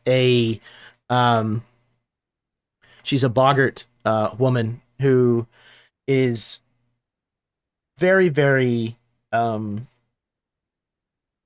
she doesn't take shit from anybody at all. But if you come here hungry, she's going to make sure that you leave fed. And you're not going to leave having a bad time. She is the food that she is best known for is by far and away the maggot kebabs that she has. They are, you know, literal skewers that are the size of a boggart's forearm, and can easily feed more one or two people. In addition, she also serves raspberries. So you can order a raspberry for the table.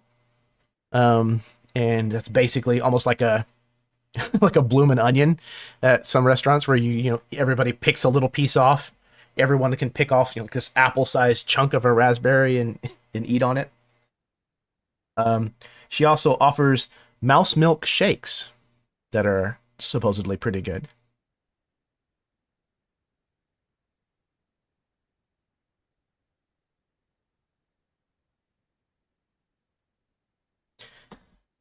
What are each of you having? I think Ronan enters the place. Maybe everyone almost runs into like his back because he enters, and once he crosses the threshold, he just stops for a minute and just takes in a deep breath. Because it's been a minute since he's been here. And then he catches sight of Penelope and he just beelines for her, and just regardless of how she feels about it, because he never knows whether she is going to give him crap for it or just like accept it. He just hugs her and he goes, "Please tell me that you have pea soup today." Pea soup. Yeah, I might have a thimble or two full. Ronan Flynn, I thought you were dead. Not quite. Far from it. Well, I'm glad for it. My coffers are running low, so hopefully you brought coin.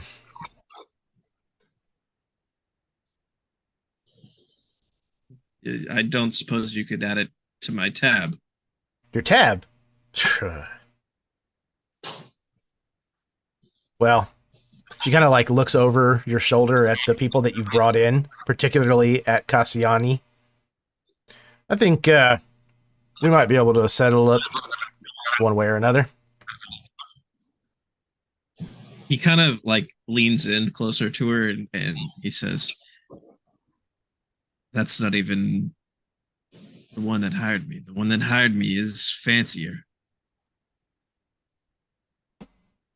She kind of like puts the rag that she's been using to like clean the glasses kind of into the front of her apron and kind of looks at you. Who'd you kill? Nobody yet. All right. You can have your booth in the back. It's still there? Most of it. Right. We'll have some of your kebabs and a raspberry and as much pea soup as you could spare. I imagine like Ronan might be like one of the like maybe 5 people that actually ask for pea soup here, so it's rare that she has it. But for whatever reason, he just adores it. Yeah, absolutely. It's like not even on the menu. It's just like something he knows that she makes. Okay. You all make your way to this booth that Ronan has indicated. And like I said, Tatiana has come with you. And at some point, there's a voice that calls out, "Tatiana? Tatiana Azalea." Tatiana kind of stops in her tracks and turns, and she adopts kind of this like this saccharine demeanor. She says, "Vispa. It's been a long time since we've seen one another, Vispa." She approaches a woman who is she's a boggart, and she's decently tall, but is pretty lithe for a boggart. And it looks like her right arm is a prosthesis. It looks like it's entirely carved out of wood, though she seems to have complete control over it. As a matter of fact, she carries on her back a rather large mandolin that looks like she's probably pretty adept at playing. The two of them embrace for a moment and exchange pleasantries. You know, what are you doing here? That kind of thing. It's pretty clear that Tatiana and her know one another decently well, but Tatiana does not seem quite as comfortable as this Vispa woman is. Vispa then kind of sweeps Tatiana away just a few paces to another table where it looks like she's going to introduce her. Again, Tatiana is somewhat of a celebrity in the household, so it's not unusual that this might happen. But whenever you look to see the table where she has kind of led her, Rosalind and Cassiani, you both notice that one of the individuals that is seated at her table is a littling that you recognize.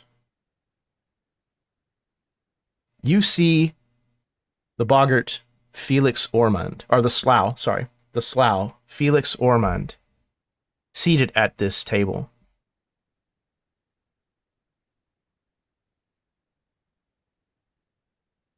And I think that's where we're going to end tonight's session. Herbie, you cannot do that to me. Oh dear, shit's gonna get real. You cannot do that shit to me. Oh my god. To clarify, you did that shit to yourself. You to fuck off.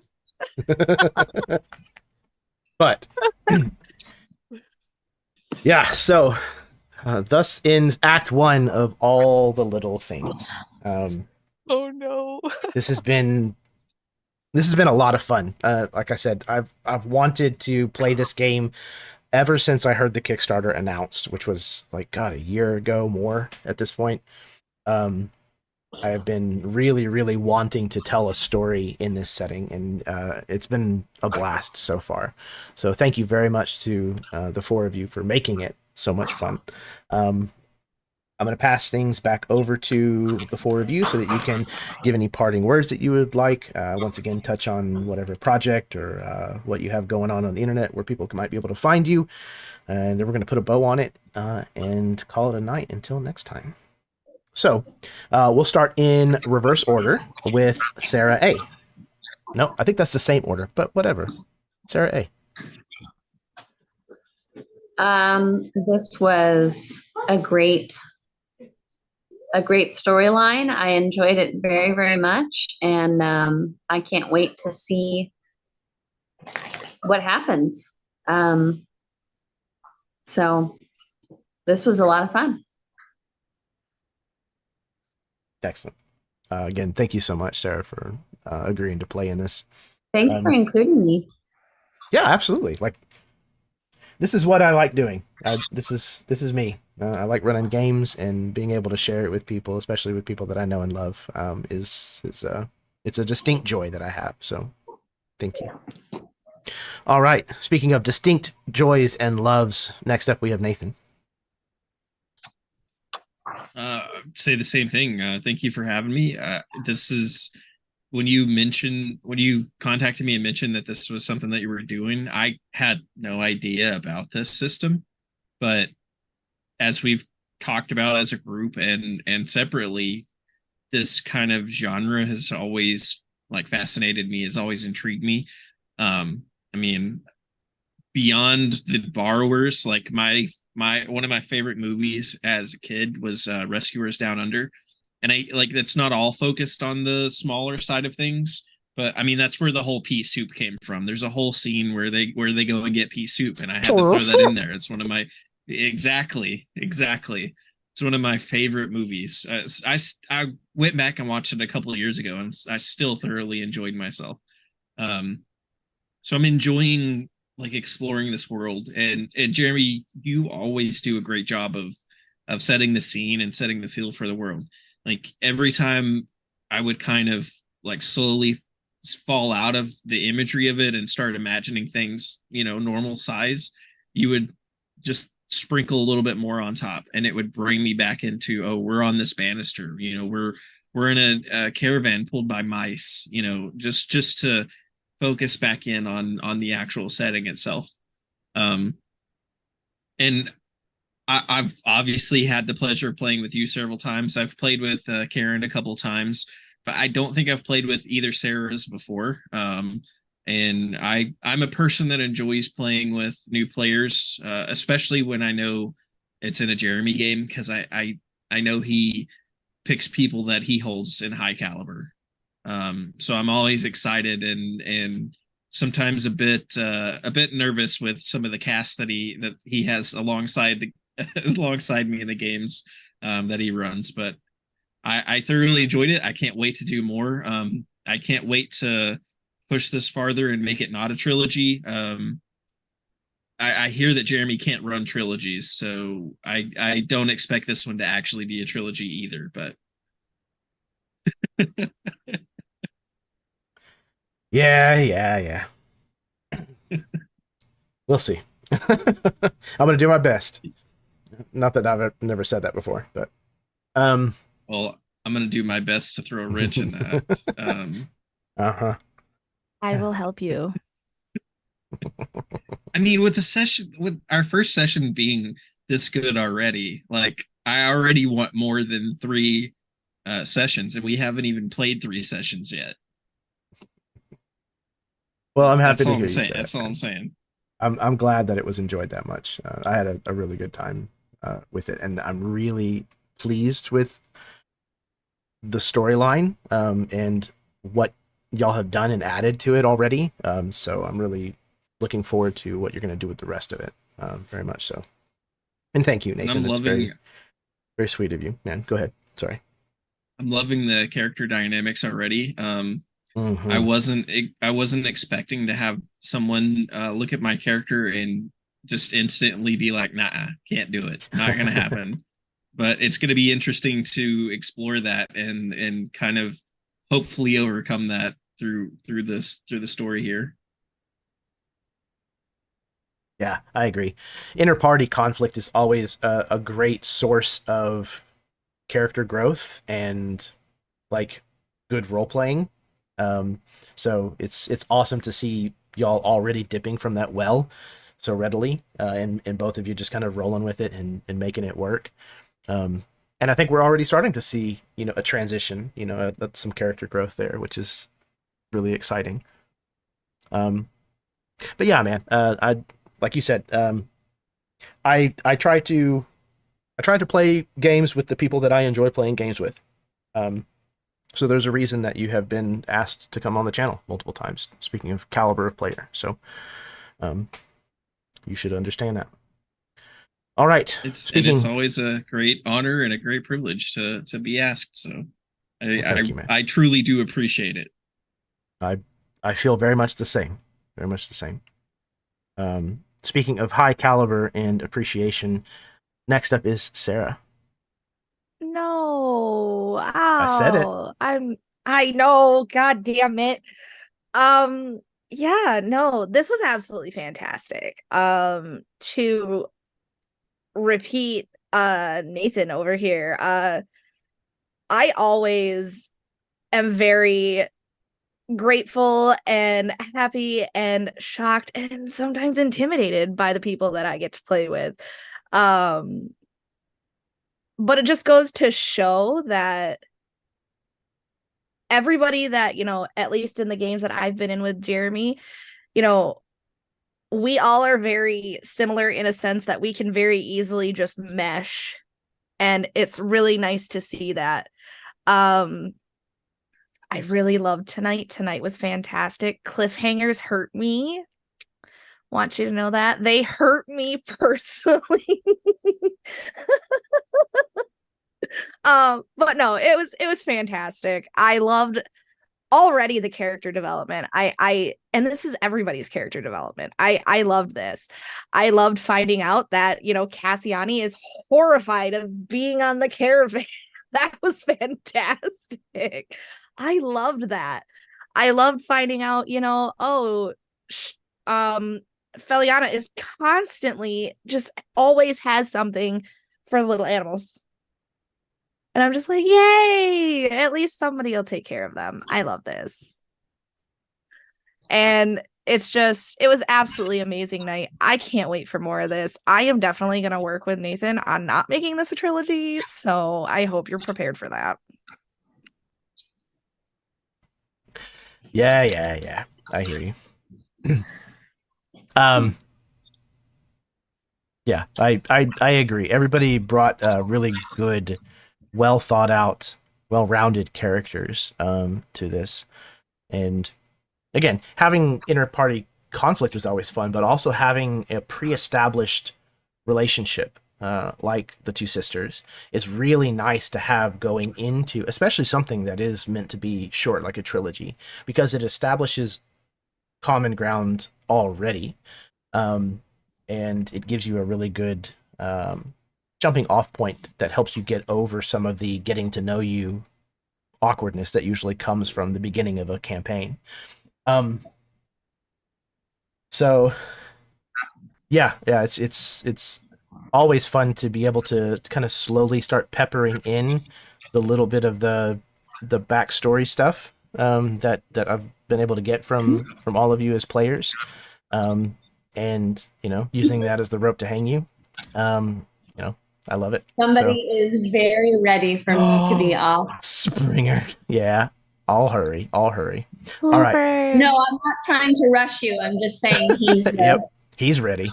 He's telling me that it's time for bed. I'm sure Pepper is also mad that I'm not cuddling with her.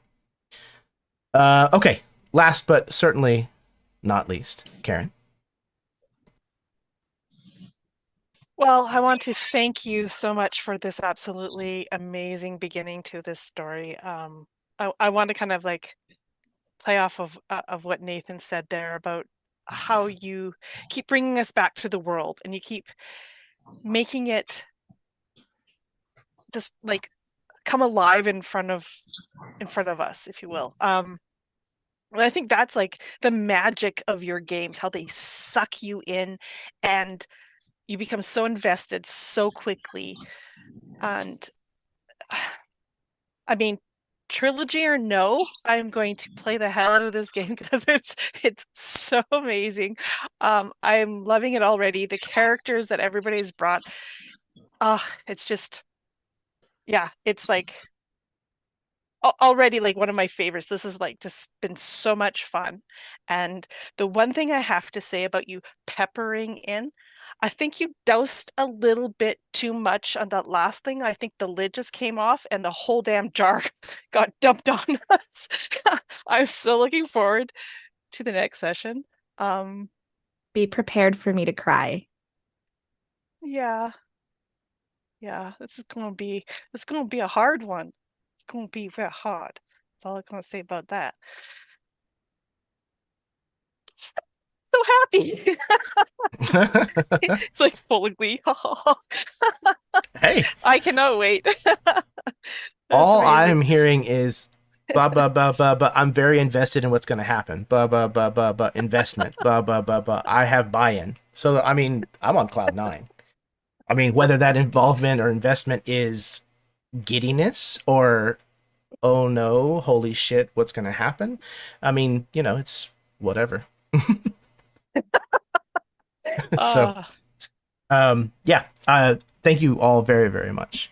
I love doing this. I love playing games like this. I love having the chance to tell these kinds of stories and exploring new systems and settings with players that I love and trust. So thank you all very, very much for agreeing to be a part of this game. I can't wait until we can sit down the next time and hopefully work Jake into the story as well and see what he's going to bring to this already crazy mix. So, for those of you who may be watching live with us this evening, or whether you are whether you're watching with us or at the future at some point, it is very, very appreciated. thank you very, very much for watching, for joining us on this this journey as we begin it. If you wouldn't mind, do all the stuff that YouTube likes for you to do. Hit the like button, subscribe, share the link around, all of that kind of stuff. I would deeply appreciate that. Thank you very, very much. But what else? Yes, kindness is a free action. I always try to say this at the end of my streams. It doesn't cost you anything to be nice to someone else. And the world is filled with people who are not being kind, with a lot of negativity out there right now. So if kindness doesn't cost you anything and it does make a difference in somebody else's life, and we need more positive energy out in the world, then be a light, be a beacon for goodness out in the world. We could use you. So with that all said, I think we're going to go ahead and call it a night. So until next time, may your dice roll high and your snacks always be within reach.